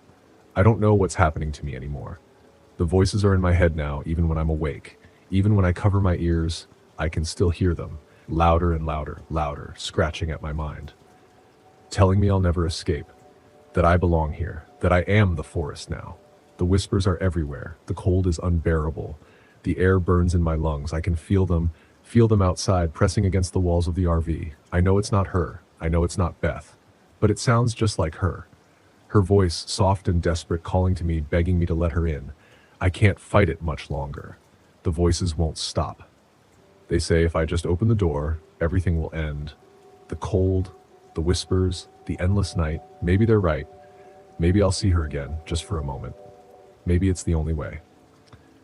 If anyone finds this, don't come looking for me. Don't come to Thunderhead Ridge. The forest isn't like any other place. It remembers. It uses what you've lost against you. The pine shades don't just mimic the dead. They consume your memories, your very soul, until there's nothing left but whispers in the dark. I can't take it anymore. I'm going to open the door. If I don't come back, you'll know what happened. You'll know they got me. The days started like any other. I'd taken the RV out to Shenandoah National Park, hoping to embrace the solitude of the wilderness. It wasn't my first time camping alone. In fact, I prided myself on being well prepared for anything the wild could throw at me. I was stubborn that way, never backing down from a challenge, always eager to test my limits. But little did I know this trip would push me farther than I ever imagined. After setting up camp, I decided to hike. The trails were familiar, and I relished in the peaceful isolation of the forest. The only sounds were the rustling of the leaves and the occasional bird call. The air felt thick with stillness, almost too still. I had been walking for about an hour when I spotted him, a young man crouching by the creek, struggling to start a fire. "Need a hand?" I called out, trying to sound friendly. He looked up startled and gave me a forced smile. "Yeah, thanks. I can't seem to get it going." As I approached, I couldn't help but notice how disheveled he looked. His clothes were torn and dirtied, his hair wild. Something about him felt off, though I couldn't quite put my finger on it. Maybe he was just another camper who'd had a rough night. "I'm Colin," I introduced myself, extending my hand. "Jeremy," he replied, shaking it with a grip that was too tight, almost painful. "Been out here long?" "Just got here this morning. You?" He avoided my gaze, his eyes darting around nervously. I helped him get the fire going, but his nervous energy was palpable. He was constantly glancing around, like he was expecting someone or something to emerge from the shadows. I couldn't shake the feeling he was hiding something, but I dismissed it. After all, I wasn't exactly a stranger to the woods. We talked briefly as I shared some of my food with him. Then, with a sudden shift in tone, he asked, "You here alone?" I hesitated. "Yeah," I lied. "But my buddies are joining me later." He smiled, though it didn't reach his eyes. The brief flicker of disappointment, or was it annoyance, was so fleeting I almost questioned whether I'd seen it at all. Something was wrong, but I couldn't figure out what. I made up an excuse to leave, promising to check on him later. Back at my RV, I locked the doors and kept my rifle close, a gnawing sense of unease sinking in. As the sun dipped behind the trees, the park's serene beauty morphed into an eerie, almost oppressive silence. By midnight, I was jolted awake by a loud thud against the side of the RV. My heart slammed against my chest as I grabbed my rifle and peeked through the window. Shadows danced in the moonlight, but there was nothing that explained the noise. Then another thud, louder, closer. I stepped outside, rifle in hand, scanning the darkness. "Jeremy?" I called, my voice trembling despite myself. Silence. Every rustle of the leaves made my pulse spike. My skin prickled with the sensation of being watched. I circled the RV, but there was no sign of him. No movement, no sounds, nothing. Then, just as I was about to retreat, I saw it. A pile of fresh dirt, unnaturally placed near the edge of my campsite. Fear and curiosity warred within me, but I couldn't resist. I approached, flashlight trembling in my grip. I began to dig, and what I uncovered nearly made my stomach turn. A body, partially buried, its face frozen in an expression of pure terror. I staggered back, my mind racing. Who was this? More importantly, where was Jeremy? I heard footsteps behind me. Spinning around, I froze. Jeremy stood there, watching me. His expression was cold, detached, like he wasn't seeing me at all. "You shouldn't have come out here alone," he said, his voice flat, void of any warmth. "What the hell is going on?" I demanded, trying to steady my breathing. Jeremy smiled, but it didn't reach his eyes. "It's a game," he said, his tone eerily calm. "Survival of the fittest." Before I could react, he lunged at me, a glint of metal in the moonlight, a knife. It slashed through the air, grazing my side as I scrambled to defend myself. We collided, tumbling to the ground, struggling for control. My rifle was out of reach and panic surged. I had to end this now. Jeremy's strength was surprising for someone so thin, but I fought back with everything I had. The survival instincts I'd honed kicked in, and finally I landed a solid punch to his jaw. He collapsed, unconscious. I didn't waste time. I tied him up, securing him inside the RV. My mind was racing. What if there were others? At dawn, I prepared to leave, but as I started the engine, Jeremy stirred, his eyes snapping open. His laugh, high-pitched and maniacal, sent chills down my spine. "You think this ends here?" he taunted. "There are more of us. You'll never be safe." Ignoring his threats, I drove to the nearest ranger station, the weight of his words still pressing against my chest. The rangers were shocked when I showed them the body. They promised a full investigation, but it wasn't until later that I learned the truth. Jeremy was part of a group of sick thrill seekers, people who hunted humans for sport. And Jeremy was just one of many. The realization hit me like a punch to the gut. There were more of them out there somewhere, watching and waiting. I tried to shake it off as I gave my statement, but the thought of those eyes, hidden in the woods, never left me. Afterward, I drove back to my campsite to pack up, eager to leave. But even as I loaded my gear, I couldn't shake the feeling that I was being watched. I glanced around, but there was no one there. Still, the unease lingered, crawling under my skin like an itch I couldn't scratch. Some dangers can't be outrun. Some dangers come from the places we least expect. And sometimes the most terrifying monsters don't come from the forest. They come from the people who lurk within it. I drove home without a second glance back, but the memories haunted me. Every rustle of the leaves, every shadow that flickered in the corner of my eye, every darkened forest path would remind me of that night. And now, years later, when I camp, I'm always prepared, always vigilant. The wilderness may be beautiful, but it is also unforgiving, and sometimes the most deadly predators are not the creatures of the wild.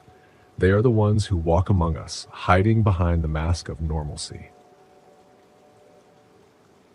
I've always been drawn to the solitude of the wilderness, to the raw beauty of the great outdoors. So when the opportunity finally came to escape the noise of the world and go RV camping in the Smoky Mountains, I jumped at the chance. My name's Calvin Vander. I'd been through a rough patch, personal losses, emotional scars, and I was desperate to disconnect from everything and find some peace. I needed to reset to feel alive again. I drove my RV deep into the heart of the Smokies, seeking isolation. The air was crisp, the mountains looming like ancient sentinels. The spot I found was far from the crowds, nestled among towering trees, with a quiet stream burbling nearby. It was perfect, or at least it seemed so. The calmness of the place should have been a balm, but something about it felt off from the very beginning. As I set up camp, a rare sense of serenity began to settle over me. The forest seemed to hum with life, crickets chirping, birds calling, a gentle breeze rustling the leaves. After I finished setting up, I decided to take a short hike before dinner. The trail wasn't marked, but I wasn't worried. I had a decent sense of direction and a GPS, plus the forest felt inviting. As I walked, the towering trees seemed to close in around me, the canopy filtering the late afternoon sunlight into strange, shifting patterns on the forest floor. Then, I came across something that stopped me in my tracks, an old, overgrown path. It called to me, an invitation or perhaps a warning. I couldn't say no. The deeper I went, the more the forest seemed to swallow me. After what felt like hours, I stumbled upon an abandoned cabin, its structure sagging and broken. Windows shattered, the roof half collapsed. It was the kind of place you'd expect to find in the middle of nowhere, forgotten by time itself. Yet there it stood, an eerie relic of some past life. I circled it, noting signs of long-abandoned habitation, rusty tools, a crumbling chair, tattered remnants of what once must have been a family's home. A cold shiver crawled down my spine, and an unshakable sense of dread settled over me. My feet were rooted in place, unwilling to leave, yet my instincts screamed for me to turn back. The air around the cabin felt thick, oppressive, as if it didn't want me there. I peered through a broken window, and my breath caught. On a rickety wooden table, a stack of old, yellowing photographs lay in disarray. The faces in the photos, faded, worn, showed a family, a man, a woman, and 2 children. They were staring back at me with eyes that seemed to know something I didn't, their expressions hollow, almost accusing. A wave of sadness swept over me, sharp and sudden, and I turned away. I needed to leave. But as I walked back through the forest, a gnawing unease followed me. Every rustle in the underbrush, every snap of a twig made my heart race. It felt like something or someone was watching me. I tried to shake it off, convinced it was just my imagination, spurred on by the eerie atmosphere of the abandoned cabin. By the time I returned to the RV, the sun had dipped below the horizon. The forest had grown dark, suffocating. I started a fire, hoping the warmth would offer some comfort, but the unease still clung to me. Dinner felt mechanical, my hands shaking as I prepared it. I ate quickly, cleaned up, and retreated inside, hoping to sleep and leave it all behind. But sleep wouldn't come. I tossed and turned, haunted by the faces in the photographs, their eyes burned into my mind. Around midnight, the sound of faint rustling outside snapped me awake. I held my breath, straining to listen. The crunch of gravel underfoot, slow, deliberate, sent a chill through me. It circled the RV, coming closer, then retreating. "Hello," I called out, trying to steady my voice. The footsteps stopped. Silence fell. I waited, heart pounding. Grabbing my flashlight, I opened the RV door cautiously and shone the beam into the darkness. My stomach dropped. There, standing at the edge of the clearing, was a figure, a man, tall and gaunt with wild, unkempt hair and eyes that seemed too intense, too knowing. "What do you want?" My voice cracked, betraying the fear I tried to mask. He didn't answer. He just stood there, staring, his eyes burning through the beam of the flashlight. I slammed the door shut, locking it behind me, my breath ragged. Who was he? A drifter? A local? My mind raced, but there were no answers, only fear gnawing at my insides. I spent the rest of the night wide awake, every creak of the RV setting my nerves on edge. At dawn, I couldn't pack up fast enough. I needed to leave. The trip wasn't worth the terror.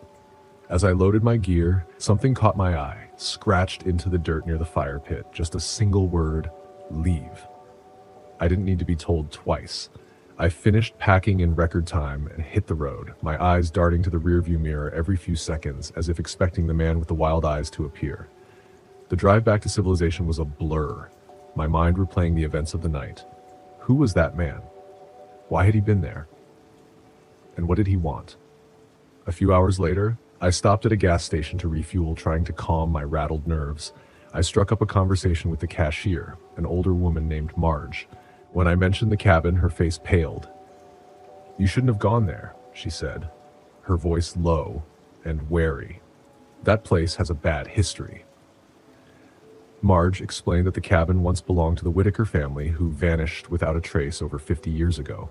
No one knew what happened to them, and the cabin had been abandoned ever since. Locals avoided the area, convinced it was cursed. Cursed? I scoffed, trying to push down the creeping dread. Marge nodded solemnly. People report strange sightings, eerie sounds, and sometimes they feel like they're being watched. Some say the Whitakers never left. I left the gas station feeling more unsettled than ever. Cursed or not, I was done with that place. I drove straight home, trying to bury the nightmare that had taken root in my mind. Life returned to normal, work, friends, the usual routine, but the memory of that night never fully faded. The man with the wild eyes haunted me, appearing in flashes during my dreams. I tried to tell myself it was just my imagination, but deep down, I knew better. A month later, my old college buddy Eric called me up. He was planning a camping trip in the Smokies and wanted me to join. I hesitated, but he was persuasive, and I didn't want to be a coward. I agreed, hoping this trip would shake off the lingering dread. We headed to a different part of the Smokies, far from the cursed cabin. The first night was easy. Campfire stories, laughter, a few too many beers. It felt good to be back in nature, but something still gnawed at me. The next day, Eric suggested we explore an old unmarked trail he'd heard of. My heart sank. I didn't want to go, but I didn't want to ruin the fun. Reluctantly, I followed him into the forest. The deeper we went, the more oppressive the air felt, like the trees were closing in on us. The path grew narrower, overgrown, and I could feel the old anxiety rising in my chest. Then, after a few hours, we found it. Another cabin. This one was in better shape, but the atmosphere was just as unsettling. Eric, ever the adventurer, insisted we check it out. Inside, there were signs of recent habitation, fresh food supplies, a makeshift bed, newspapers scattered around. The headlines froze my blood. Each one detailed a missing hiker, all from the area. I felt the cold grip of panic. "Eric, we need to go," I whispered, my voice barely audible. But Eric didn't listen. His eyes were wide as he flipped through one of the newspapers. "Calvin, look at this," he said, his voice trembling. The headline showed a picture of the man I'd seen near my RV, missing for years. I grabbed his arm. "Let's go now." We didn't stop running until we reached our campsite, the shadows around us darker and more threatening with every step. As the sun sank below the horizon, I felt eyes on us, but we didn't look back. We packed up in record time and drove straight through the night, both of us too scared to speak. At a diner, we sat in silence, our minds trying to process what we'd seen. Eric's voice cracked as he asked, "How did you see him? That man in the photo. How could you see him a month ago?" I didn't have an answer. None of it made sense. We parted ways quietly, both of us eager to return to our normal lives, but the memories of that night were burned into my soul. I still think about it sometimes. The cabin, the man with wild eyes, the feeling of being watched. The Smokies had shown. I still find myself thinking about it. The cabin, the man with the wild eyes, and that unsettling sensation of being watched. The Smokies revealed a side of nature I can't erase from my mind. A wild, unpredictable world shrouded in shadows. Sometimes I wonder if there are hidden places in the world's dark corners where the boundary between the living and the lost is unclear. Where the forgotten don't wait to be discovered, but to have someone else join them in their solitude. I've always found solace in nature. Its simplicity, the sway of the trees in the wind, the crisp scent of pine, and the rustle of leaves underfoot. These were my antidotes to the chaos of city life. The constant hum of traffic, the rush of people. None of it could touch me when I was alone in the wilderness. My name is Emery Fowler, a descendant of hardy men, farmers who built their lives from the earth. Though I left that life behind for the certainty of engineering, the love for the outdoors never truly left me. Every few months, I would pack up my RV and venture into the unknown, seeking that fleeting peace far from the buzz of civilization. This trip was supposed to be no different. I had chosen a secluded spot in the Catskill Mountains, a pristine lake untouched by the crowds that often ruined more popular sites. It sounded perfect, a place to clear my head. The drive was long and winding, the kind that pulls you into a trance, and by the time I arrived, dusk was settling over the forest like a heavy blanket. I set up camp by the lake, surrounded by towering pines. As the sun dipped behind the horizon, I settled in with a book and a beer in hand, the silence wrapping around me like an old friend. It was blissful, comforting. I had no idea then that it was merely the calm before the storm. The next morning, curiosity nudged me into the forest. I packed a small bag with essentials, water, snacks, a map, a flashlight, and set off. The trail was barely discernible, the forest dense, the kind that swallowed sound. It felt like an adventure. I ventured deeper, following a narrow path as the canopy above filtered sunlight into soft pools of warmth. About an hour into my hike, I stumbled upon something unexpected. An old, dilapidated cabin. It seemed abandoned, vines crawling over its rotting walls, the roof caved in as though nature itself had slowly reclaimed it. Something about it intrigued me, so I pushed the creaky door open, the air inside musty and thick with dust. The remnants of a lifelong forgotten, rusted tools, old furniture, yellowed newspapers lay scattered across the floor. I was about to leave when I noticed something strange, a symbol carved into one of the wooden beams. It was intricate, almost ceremonial, like a seal. I couldn't make sense of it, but it sent a shiver down my spine. Just as I turned to leave, a rustling noise came from outside. My pulse quickened. I peered through the broken window. Nothing. Just the wind. I shook my head, trying to banish the unease creeping into my mind. But when I headed back to the RV, the familiar solitude that had once been so comforting now felt oppressive. Something was wrong. I couldn't shake the sensation that I was being watched. Every snap of a twig, every rustle of leaves set my nerves on edge. My pace quickened, desperate to reach the safety of my RV. When I finally emerged from the trees and saw my RV in the clearing, I exhaled in relief. But that night, sleep wouldn't come. The symbol, the feeling of being followed, gnawed at me. The forest was quiet, too quiet, the kind of silence that seemed unnatural. Then around midnight, I heard it. A low, menacing laugh. Faint, but unmistakable. I froze, my heart racing in my chest. Grabbing my flashlight, I scanned the area outside but saw nothing. The laugh continued, drifting from the direction of the lake. I hesitated, debating whether I should investigate, but curiosity got the better of me, and I stepped out into the cold, the beam of my flashlight slicing through the dark. The laughter ceased the moment I left the RV, replaced by an unnerving stillness. I moved slowly toward the lake, my flashlight trembling in my hand, and then I saw him. A man standing at the water's edge, his back to me. "Hey," I called out, my voice sharp. "Who are you?" He didn't answer. Instead, he turned, slowly, his face twisted in a grin of pure malice. His clothes were tattered, and in his hand he held a long, rusted knife. My blood ran cold. Before I could react, he lunged. I staggered back, narrowly avoiding the blade. My flashlight connected with his arm, knocking the knife from his hand, but I didn't wait around to see what would happen next. I turned and ran, my heart pounding in my ears.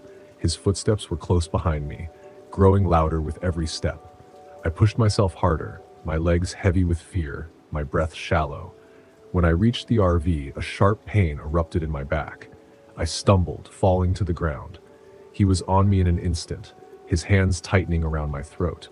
I fought with everything I had, my hands clawing at his face, my legs kicking wildly. Just as the darkness closed in, there was a sharp crack, the sound of a gunshot. The man's grip loosened. He slumped forward, lifeless. I scrambled to my feet, gasping for air, my heart still thudding in my chest. A figure stood at the edge of the clearing, a rifle in hand. He looked rugged, like someone who had spent too many nights in the wild. "You okay?" he called out, lowering his weapon.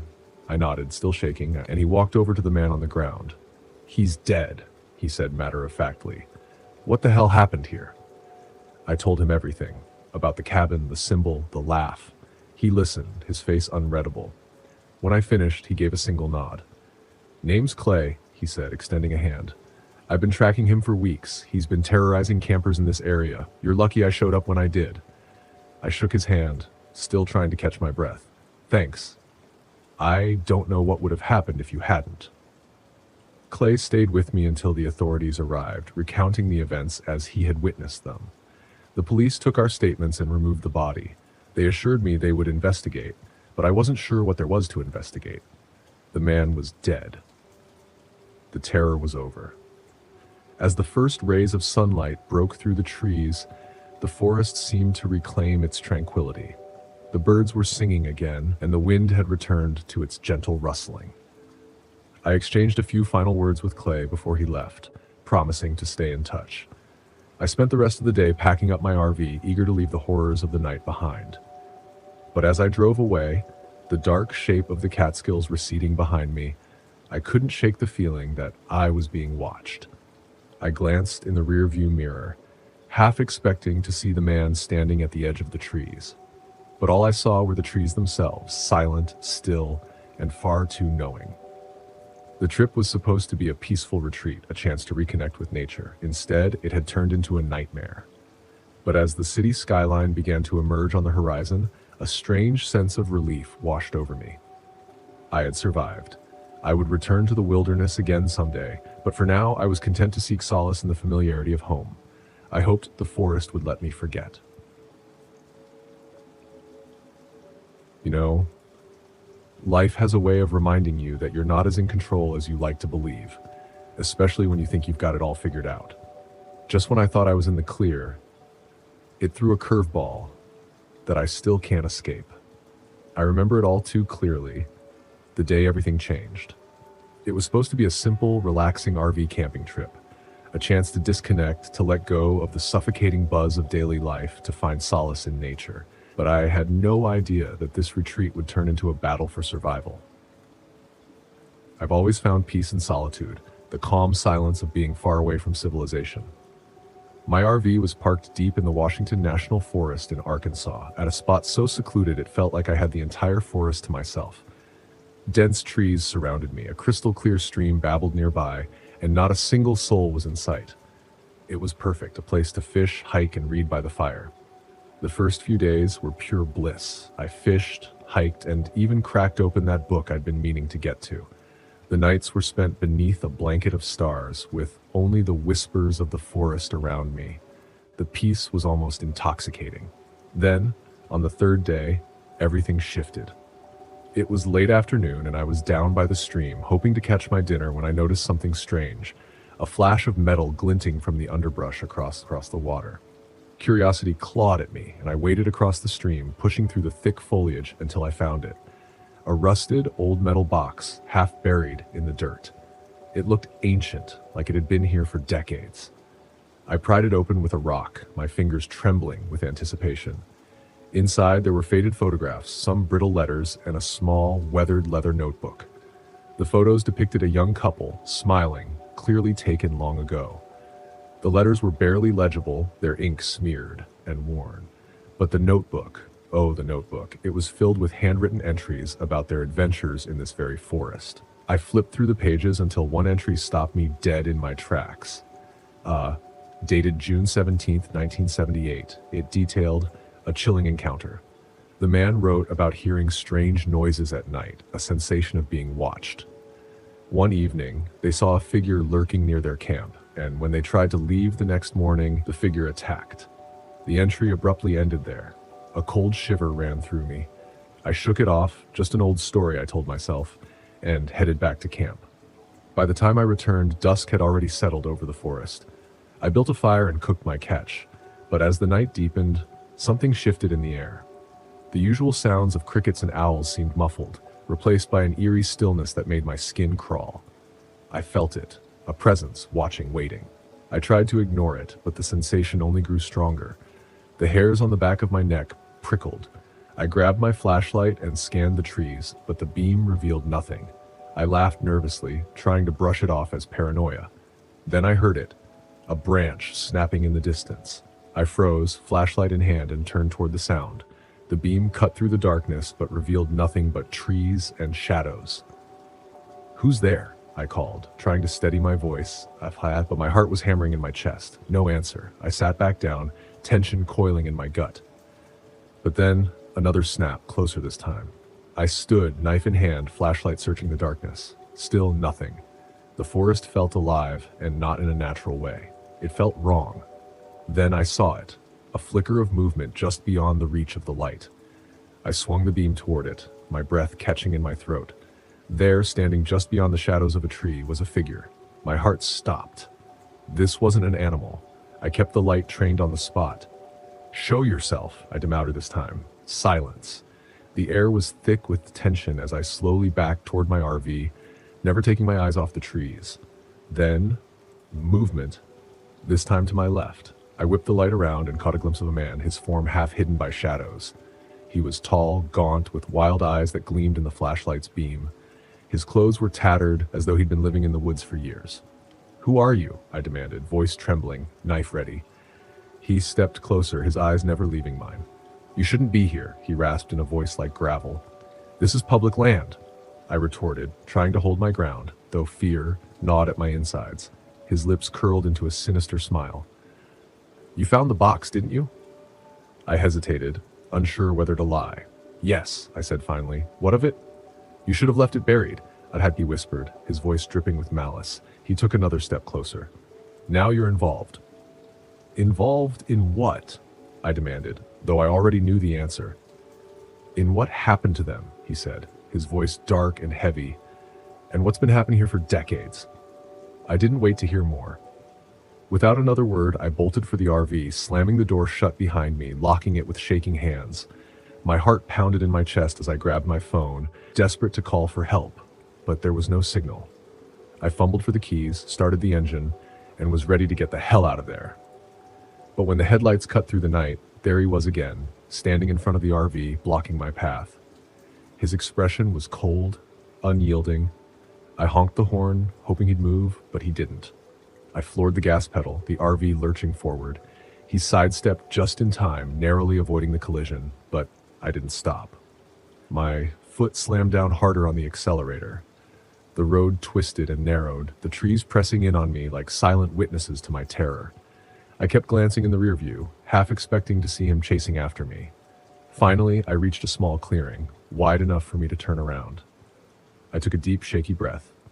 Maybe I was safe. But just as I thought I was in the clear, something heavy slammed into the side of the RV, sending it skidding off the road. I fought the wheel, but the RV tipped over, crashing into a ditch. Everything spun, the world going dark. When I came to, I was lying on the floor of the RV, dazed and in pain. Blood filled my mouth, the taste metallic and warm. The door ripped open, and there he was again, pulling me out into the cold night air. "You shouldn't have come here," he snarled, throwing me to the ground. I tried to get up, my vision swimming. "What do you want from me?" I gasped, but I already knew. "Justice," he whispered, a twisted smile spreading across his face. "For them." The glint of a knife caught my eye, and in that moment, I knew I had to act. My survival instincts kicked in, and I lunged, catching him off guard. We grappled, the blade between us, and I wrestled it from his hand. Without thinking, I drove it into his side. He let out a strangled cry, staggering back, blood pouring from the wound. He sank to his knees, and I didn't wait to see what would happen next. I staggered back to the RV, started the engine, and didn't look back. My hands trembled, my pulse still racing. I drove toward the nearest town like a man possessed, every creak of the RV making me flinch. I kept expecting him to reappear, but he never did. When I finally reached town, I found a gas station and called the police. They arrived quickly, heading back to the forest to investigate. The aftermath was a blur. Questions, reports, sleepless nights. They found his body along with the metal box and its contents. The case was ruled self-defense. I was free to go. But I wasn't free, not really. The man's words haunted me. "You're involved." And I couldn't shake the feeling that I had stumbled onto something far darker than I could comprehend. I haven't been back to Washington National Forest since. Maybe one day I'll go back, but not today. For now, I cling to the memory of what was supposed to be a peaceful camping trip, one that turned into a desperate fight for my life. The river shimmered in the early morning light, a pale mirror to the oppressive sky above. My name is Wyatt Dobbins, and if there's one thing I've learned in life, it's that trouble always finds me, no matter how remote or peaceful the setting. That's exactly why I thought it would be a good idea to take my RV out to the lonely stretches along the Swanee River in Florida. It was supposed to be a quiet weekend away, just me and my old friend, Gabe Caldwell. Gabe and I had known each other since high school. We bonded over fishing and camping trips, the kind of simple, honest pastimes that feel like they're from another lifetime. Gabe's a big guy, the kind you'd picture with an axe over his shoulder, a thick beard that could make him look like a lumberjack. But underneath that rough exterior is a heart as soft as a teddy bear. The kind of guy who'd give you the shirt off his back without a second thought. So when he suggested we take his new RV for a spin, I didn't hesitate. We set up camp by the water, the towering cypress trees looming overhead, their Spanish moss hanging like ghostly curtains in the humid air. The first day was everything we could have hoped for. We fished, grilled steaks, and reminisced about the good old days. By dusk, the air buzzed with the sound of cicadas, and the occasional hoot of an owl echoed in the distance. We were miles from civilization, and for a moment it felt like paradise. As the sun dipped below the horizon, we gathered around the campfire. Gabe pulled out a bottle of bourbon, and we drank in comfortable silence, watching the flames flicker and dance. For a while, it was perfect until we heard it. A distant scream, muffled at first, then growing louder, more desperate. It shattered the stillness of the night, sending a chill creeping up my spine. "What the hell was that?" Gabe asked, his face cast in the flickering firelight, eyes wide with confusion. "I don't know," I replied, trying to listen. My heart was hammering in my chest. The scream came again. Closer now, unmistakably the cry of a woman in distress.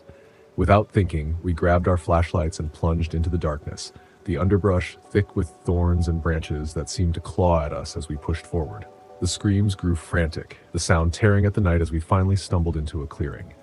And there it was, an old, dilapidated cabin, its door hanging ajar, the source of the cries now silent. An eerie stillness hung in the air. I exchanged a glance with Gabe. Wordlessly, we approached the cabin. Inside, the air was thick with the stench of decay. Broken furniture and scattered debris littered the floor, a testament to the place's long abandonment. In the corner, a woman lay bound and gagged, her eyes wide with terror as she struggled against her restraints. I rushed to her side, cutting the ropes with trembling hands while Gabe stood guard. "Thank you," she whispered, her voice hoarse, barely audible. "They're still here. We have to go." "Who?" I asked, but before she could answer, we heard footsteps outside, heavy, purposeful. Gabe's eyes locked with mine. He mouthed, "Run!" We bolted, dragging the woman with us, darting through the trees like shadows. The moment we reached the safety of our campsite, we didn't hesitate. Gabe started the RV and we sped down the dirt road, the engine's roar drowning out the sound of our racing hearts. The woman, now introducing herself as Emily, explained that she had been hiking when two men had captured her and brought her to the cabin. She didn't know why or what they wanted, but she was sure they wouldn't let her go easily. As we drove through the night, an unsettling feeling settled over me. It was as though we were being followed, watched. Gabe kept glancing at the rearview mirror, his jaw tight, the weight of fear settling into the pit of my stomach. By dawn, we arrived at the small town of Live Oak and headed straight for the sheriff's office. Sheriff Roy Harper, a grizzled old man with a cigarette dangling from his lips, listened to our story with skepticism. "You expect me to believe a couple of campers stumbled upon a kidnapping in the middle of nowhere?" He scoffed, exhaling a cloud of smoke. "It's the truth," Emily insisted, her voice trembling. "They're dangerous men." Harper sighed, shaking his head. "All right, I'll send someone to check it out, but in the meantime, you're going to stay at the motel. Got it?" We agreed, though it felt wrong, leaving Emily exposed to who knows what. That night, the weight of what had happened pressed on us. Gabe poured another round of bourbon, and for a while, we tried to unwind. Then there was a knock at the door. Gabe opened it to find a man standing there, face hidden by a baseball cap. Before we could react, the man lunged at Gabe, and they tumbled into the room, struggling fiercely. I leapt to my feet, but another figure appeared behind me, slamming a blunt object into my skull. Everything went black. When I came to, I was tied to a chair in a dimly lit room. Gabe was beside me, unconscious, and Emily was nowhere to be seen. The two men from the cabin stood before us, their faces twisted with malice. "Looks like we got ourselves a couple of heroes," one of them sneered, a gaunt figure with cruel, cold eyes. His companion was shorter, stockier, and seemed to take delight in pain. "What do you want?" I croaked, my voice barely audible, trembling with fear. The tall man laughed darkly. "We want you to mind your own damn business. But you had to play the hero, didn't you? Now you'll pay." He drew a knife and advanced on Gabe, who was starting to stir. I struggled against my bonds, but they were too tight. I could only watch in horror as the knife glinted in the dim light, moving closer to Gabe. Then the door crashed open. Sheriff Harper, gun drawn, stormed into the room. "Drop the knife!" he barked. The men froze, but before any of us could react, the shorter man grabbed Emily, who had been hidden behind them, and held a gun to her head. "Stay back, or I'll kill her!" he screamed, his voice raw with desperation. Time seemed to freeze.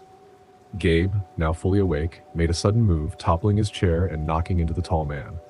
The knife fell from his grasp, and I kicked it away, seizing the chance. In the chaos that followed, Harper fired, hitting the shorter man in the leg. He fell, releasing Emily, who scrambled to safety. The tall man tried to flee, but Harper tackled him to the ground and cuffed him with practiced ease. It was over. Just like that. Harper called for backup, and soon the motel was swarming with deputies. Gabe and I were freed, and Emily was taken to the hospital for a checkup. As we sat outside, watching the sun rise, Harper approached us, nodding in approval. "You boys did good," he said gruffly. "Those men were part of a trafficking ring we've been trying to bust for years. It's like, thanks to you, we've finally got the evidence we need to bring them down. Gabe and I exchanged a silent look of relief. It had been a bittersweet victory. Our peaceful weekend had been hijacked by terror, but at least Emily was safe, and the monsters who had preyed on her were behind bars. I took a deep breath, feeling the weight of the past 24 hours just a little. Gabe clapped me on the shoulder, and we both knew that this trip, this nightmare, would haunt us for the rest of our lives. As the deputies drove the criminals away, I couldn't help but wonder, how quickly can the world change? One minute you're sitting by a campfire, and the next, you're fighting for your life. It's a crazy world, but sometimes, just sometimes, the good guys come out on top. I had barely settled into the tranquil solitude of my RV camping spot deep within the dense forests of Montana when something began to shift, something I couldn't explain. The site was remote, miles away from the nearest town, surrounded only by towering pines and the soft whisper of the wind. I had chosen it for its promise of peace and isolation, but what I found instead was something darker, something that gnawed at my nerves, something that watched. My name's Clyde Mallory, and I came here to escape the endless noise of my everyday life, not because I was running from anything specific, but from the constant hum of the city. I craved the outdoors, where the air was pure and the world felt real. The first couple of hours had been blissful. I set up camp, brewed myself a steaming cup of coffee, and started a fire to cook dinner. The air was crisp, clean, a welcome change from the smog I was used to. As the sun dipped below the horizon, casting long shadows that reached like claws across the campsite, I decided to take a walk. There's something about the forest at dusk, a magnetic pull that I can never resist. The way the world seems to transition, colors darkening as night creeps in. It was during this walk that I first noticed something odd. The silence was complete. Not a bird, not a rustle of leaves or the crack of twigs, just my footsteps, crunching, hollow against the earth. I shrugged it off at first, thinking it was just one of those still nights, but the feeling, the oppressive weight of being watched, settled over me like a shroud. Every few steps I stopped, glancing around, but there was nothing, only the trees, the fading light, the cold breath of the wind. I quickened my pace, deciding to head back to the RV. Maybe I was just paranoid. As I approached the campsite, I froze. There, standing just beside my RV, barely visible in the dim light, was a figure. My heart hammered in my chest and my breath caught in my throat. It was a man, tall, broad-shouldered, his form hunched like a shadow against the darkening sky. I was sure he hadn't been there when I left. "Hey!" I called out, forcing my voice to stay steady. "What are you doing here?" He didn't move, didn't respond. A chill like ice ran down my spine. This was wrong. I could feel it in every fiber of my being, that primal sense that screamed for me to turn and run. But I stood frozen, my legs trembling, my mind racing. I stepped forward. I said, "What are you doing here?" Still, nothing. I was close enough now to see the ragged state of his clothes, tattered, dirty, as though he'd been living out here for years. His eyes were wide, unfocused, almost feral. My mind scrambled for answers. Was he a lost hiker? A fugitive? Whatever he was, I didn't want to find out the hard way. I took a slow step back, never breaking eye contact. And then, with terrifying speed, he lunged. I didn't have time to react. My feet tangled, sending me crashing to the ground, the earth biting into my palms. He was on top of me before I could even think. A glint of metal, cold, sharp, flashed in the dim light as he raised a knife. I kicked out, scrambling, my heart hammering, desperate. I managed to knock the knife from his hand, but the fight was far from over. The stench of him hit me, sour, foul like rot and decay. His strength was monstrous, overwhelming. I knew then, with bone-deep certainty, that if I didn't get away, I wouldn't make it out alive. Somehow I broke free, delivering a hard kick to his ribs that sent him stumbling back, giving me just enough time to scramble to my feet. I bolted toward the RV, my heart pounding in my chest like a drum, my legs burning with adrenaline. I slammed the door shut behind me, my hands shaking so violently I could barely grip the rifle stored in the compartment. Outside, he circled, a low growl escaping his throat as he tried the windows and doors, relentless. His fists pounded on the walls, his voice incoherent, guttural. My sanctuary had become a cage. I couldn't stay here forever. He would find a way in, or worse, set fire to the RV. My only chance was to face him. I drew a deep breath, steeling myself, and unlocked the door. The cold night air hit me like a slap, and there he was, right in front of me. "Back off!" I shouted, my voice shaky but desperate. "I don't want to shoot you, but I will if I have to." He sneered, his eyes wild with madness. "You think you can scare me with that?" He spat. "You don't have the guts." I didn't wait for him to make the first move. With a crack that echoed through the forest, I fired a warning shot into the ground near his feet. The shot startled him, hesitation flickering in his eyes for a moment. That was all I needed. I lunged forward, the rifle's butt in my hands. I hit him hard, knocking him off balance, and we went tumbling to the ground. The struggle was fierce, but this time I was in control. I pinned him down, the barrel of the rifle pressing against his forehead. "Stay down!" I screamed, my voice breaking. "Stay down, or I swear I'll pull the trigger." His eyes widened in terror. For a long moment, neither of us moved, the forest around us as still as death. And then, slowly, he raised his hands in surrender. I didn't lower the rifle, keeping it trained on him as I reached for my phone, my hands trembling as I dialed the authorities. It felt like an eternity before they arrived. Turns out the man was a wanted criminal, a feral thing who had been living off the grid for years, hiding out in the wilderness. They found evidence of other campsites, of other victims who hadn't been so lucky. As the police car pulled away, taking him with them, I allowed myself a breath.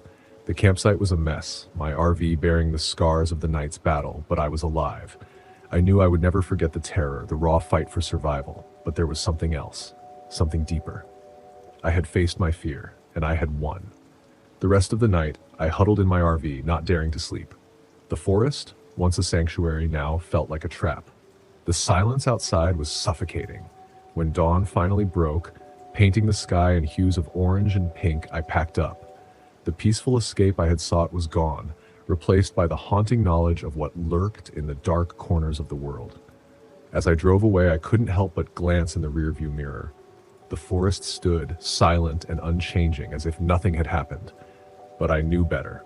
The peace I had come for had been shattered, and I would never forget the night I had survived it. You know that feeling when you're on vacation, but work and life still find a way to creep into your thoughts and stress you out? That's exactly where I was last weekend. I decided to escape for a bit, get away from it all, park the RV, find some peace and quiet. My name's Jeremy, by the way. Lately, life had been hell, and I just needed a break.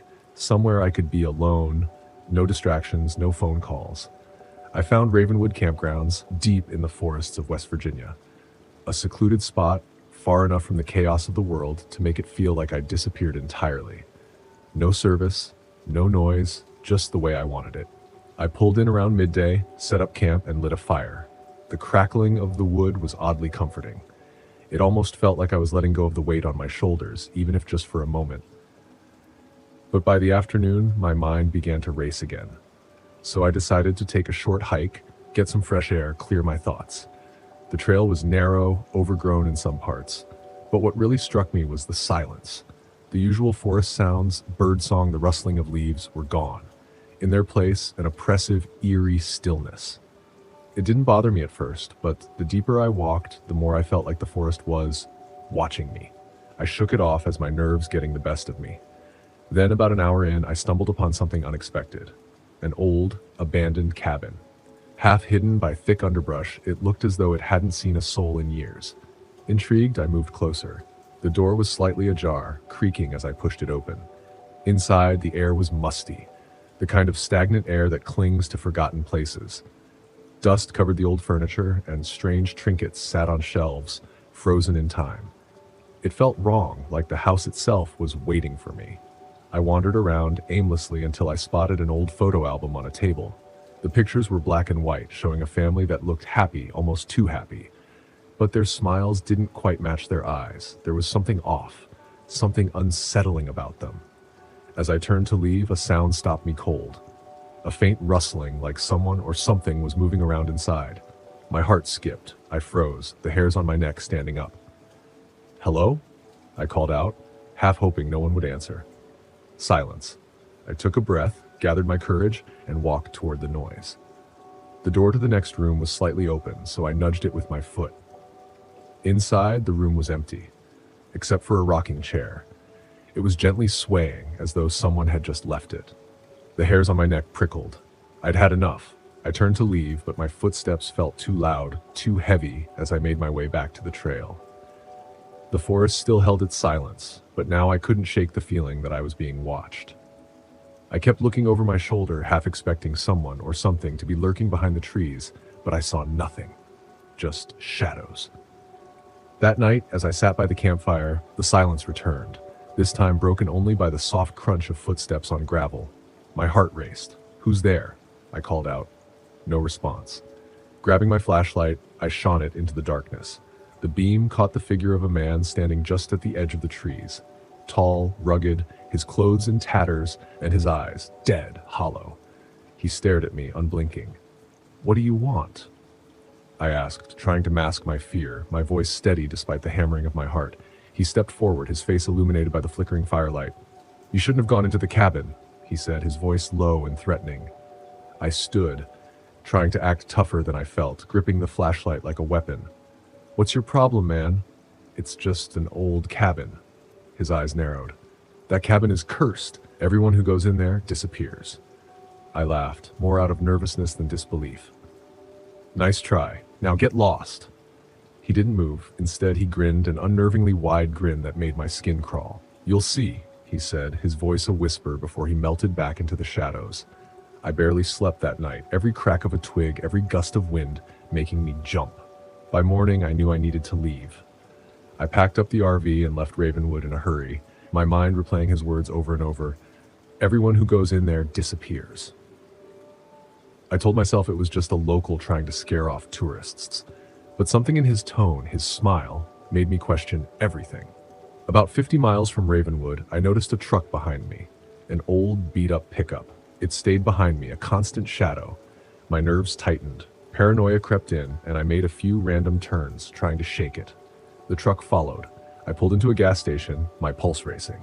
The truck followed, parking a few spaces away. I stepped out of the RV and into the store, pretending to browse, but my eyes stayed locked on the man in the truck. He didn't get out, just stared. I couldn't take it anymore. I walked up to the truck and knocked on the window. The man rolled it down, and I froze. It was him. The same man from the forest. "What the hell do you want?" I asked, trying to sound calm, but my voice wavered. He smiled. That smile. "Just making sure you don't disappear," he said. I stepped back, my mind racing. What is this? Are you insane? His chuckle was hollow. "You don't get it. You're marked. You went into the cabin. They'll come for you." I backed away slowly, my mind reeling. He was out of his mind.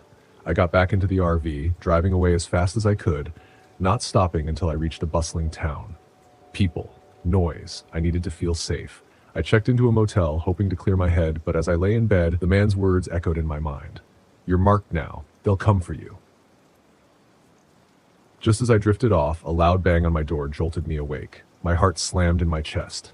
"Who is it?" I called out, my voice trembling. "Police. Open up," came the voice from the other side. I opened the door to find two officers, their faces serious. "Are you Jeremy?" one asked. I nodded, my stomach twisting. "What's going on?" "There's been an incident at Ravenwood Campgrounds," the officer said, his voice heavy. "A body was found. We need to ask you some questions."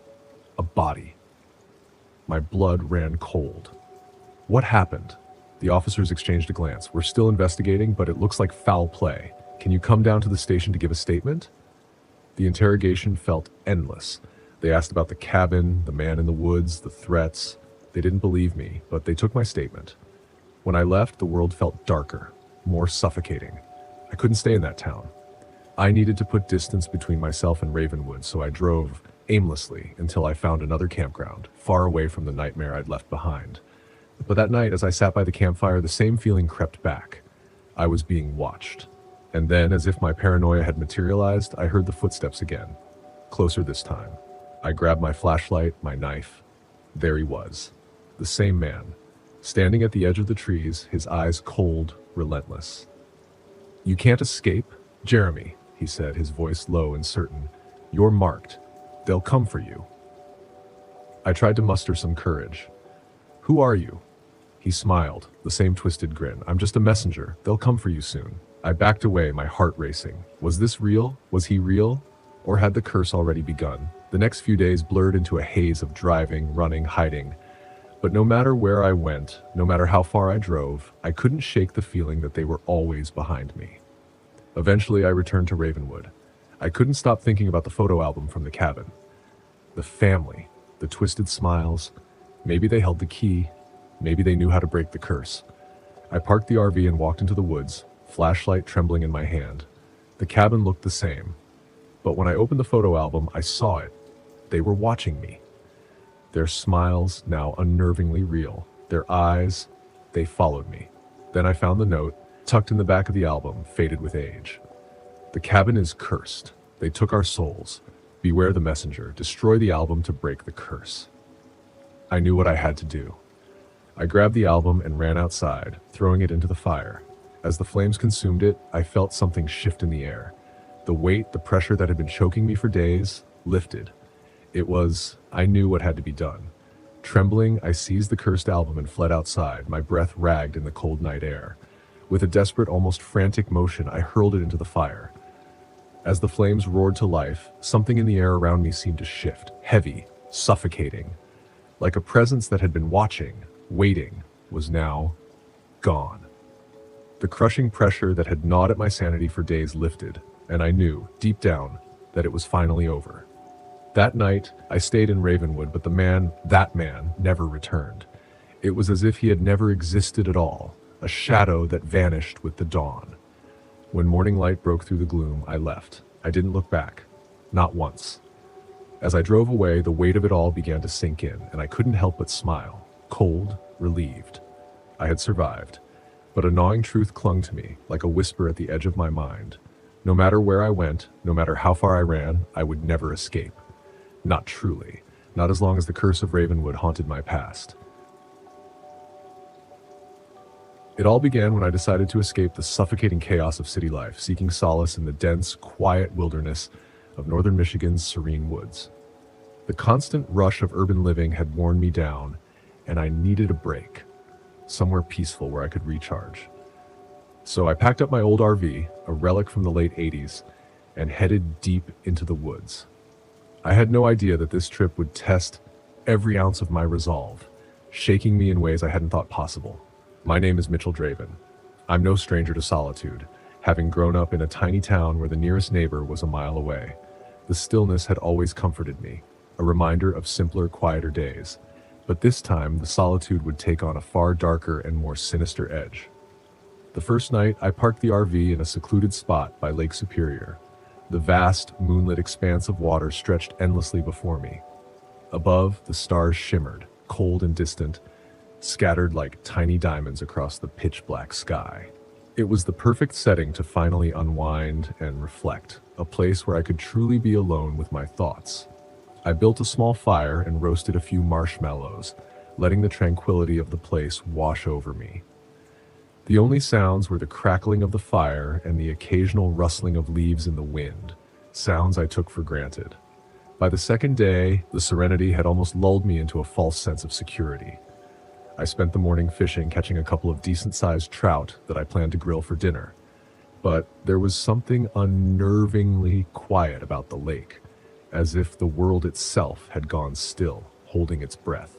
Even the birds, usually loud in their morning chorus, seemed to have vanished. I shook it off, telling myself it was just the peaceful nature of the place. Around midday, I decided to take a hike deeper into the woods, hoping to capture some wildlife on camera. The forest was thick with towering pines and dense underbrush that made it easy to lose your way if you weren't careful. I marked my path with bright orange tape, a simple safety precaution. An hour into the hike, I stumbled across something unexpected, an old, dilapidated cabin, long abandoned. The roof sagged under the weight of years of neglect, and the windows were boarded up. But as I drew closer, something odd caught my attention. A faint smell of smoke, as if the fireplace had recently been used. Curiosity tugged at me, and against my better judgment, I approached. Inside, the place was a wreck, broken furniture, scattered old newspapers, and empty food cans. But what struck me most was a map pinned to the wall. Red circles marked various locations within the forest, some far off and remote. I took a photo of the map, thinking I might explore these spots later. As I turned to leave, a noise behind me stopped me cold. Rustling, faint but distinct. I whipped around, heart pounding, but saw nothing, just the wind playing tricks with the trees. I convinced myself it was nothing, yet an unsettling sense of being watched gnawed at me as I hurried back to the RV. That evening, I grilled the fish, but the meal felt hollow. My mind kept drifting back to the cabin, to the strange map, to that sense of creeping unease. Who had made it, and why? By dusk, I locked every door and window of the RV, a precaution I hadn't felt the need to take the night before. Something didn't feel right. Around midnight, I was jolted awake by loud banging on the side of the RV. My heart raced as I grabbed the flashlight and cautiously peered out the window, but all I saw was the impenetrable darkness of the night. I tried to calm my nerves, convincing myself it was just an animal, but then it came again, the banging more insistent this time. A chill crawled up my spine. I grabbed the baseball bat I kept by the door and swung it open, flashlight in hand, shining the beam into the darkness. There, just outside the light's reach, stood a man. He was tall, gaunt, his hair wild, and his eyes wild too, staring into mine with an unblinking intensity. He didn't say a word, just stood there, frozen in place. "What do you want?" I demanded, my voice trembling but firm. The man took a slow step forward. My grip tightened on the bat. "Get away from me!" I shouted, but without warning, he lunged at me. I swung the bat with everything I had, and the sickening thud of it connecting with his head sent him crashing to the ground, unconscious. I dragged his limp body into the RV, tying him up with some rope I had, my mind racing. Who was he? What did he want?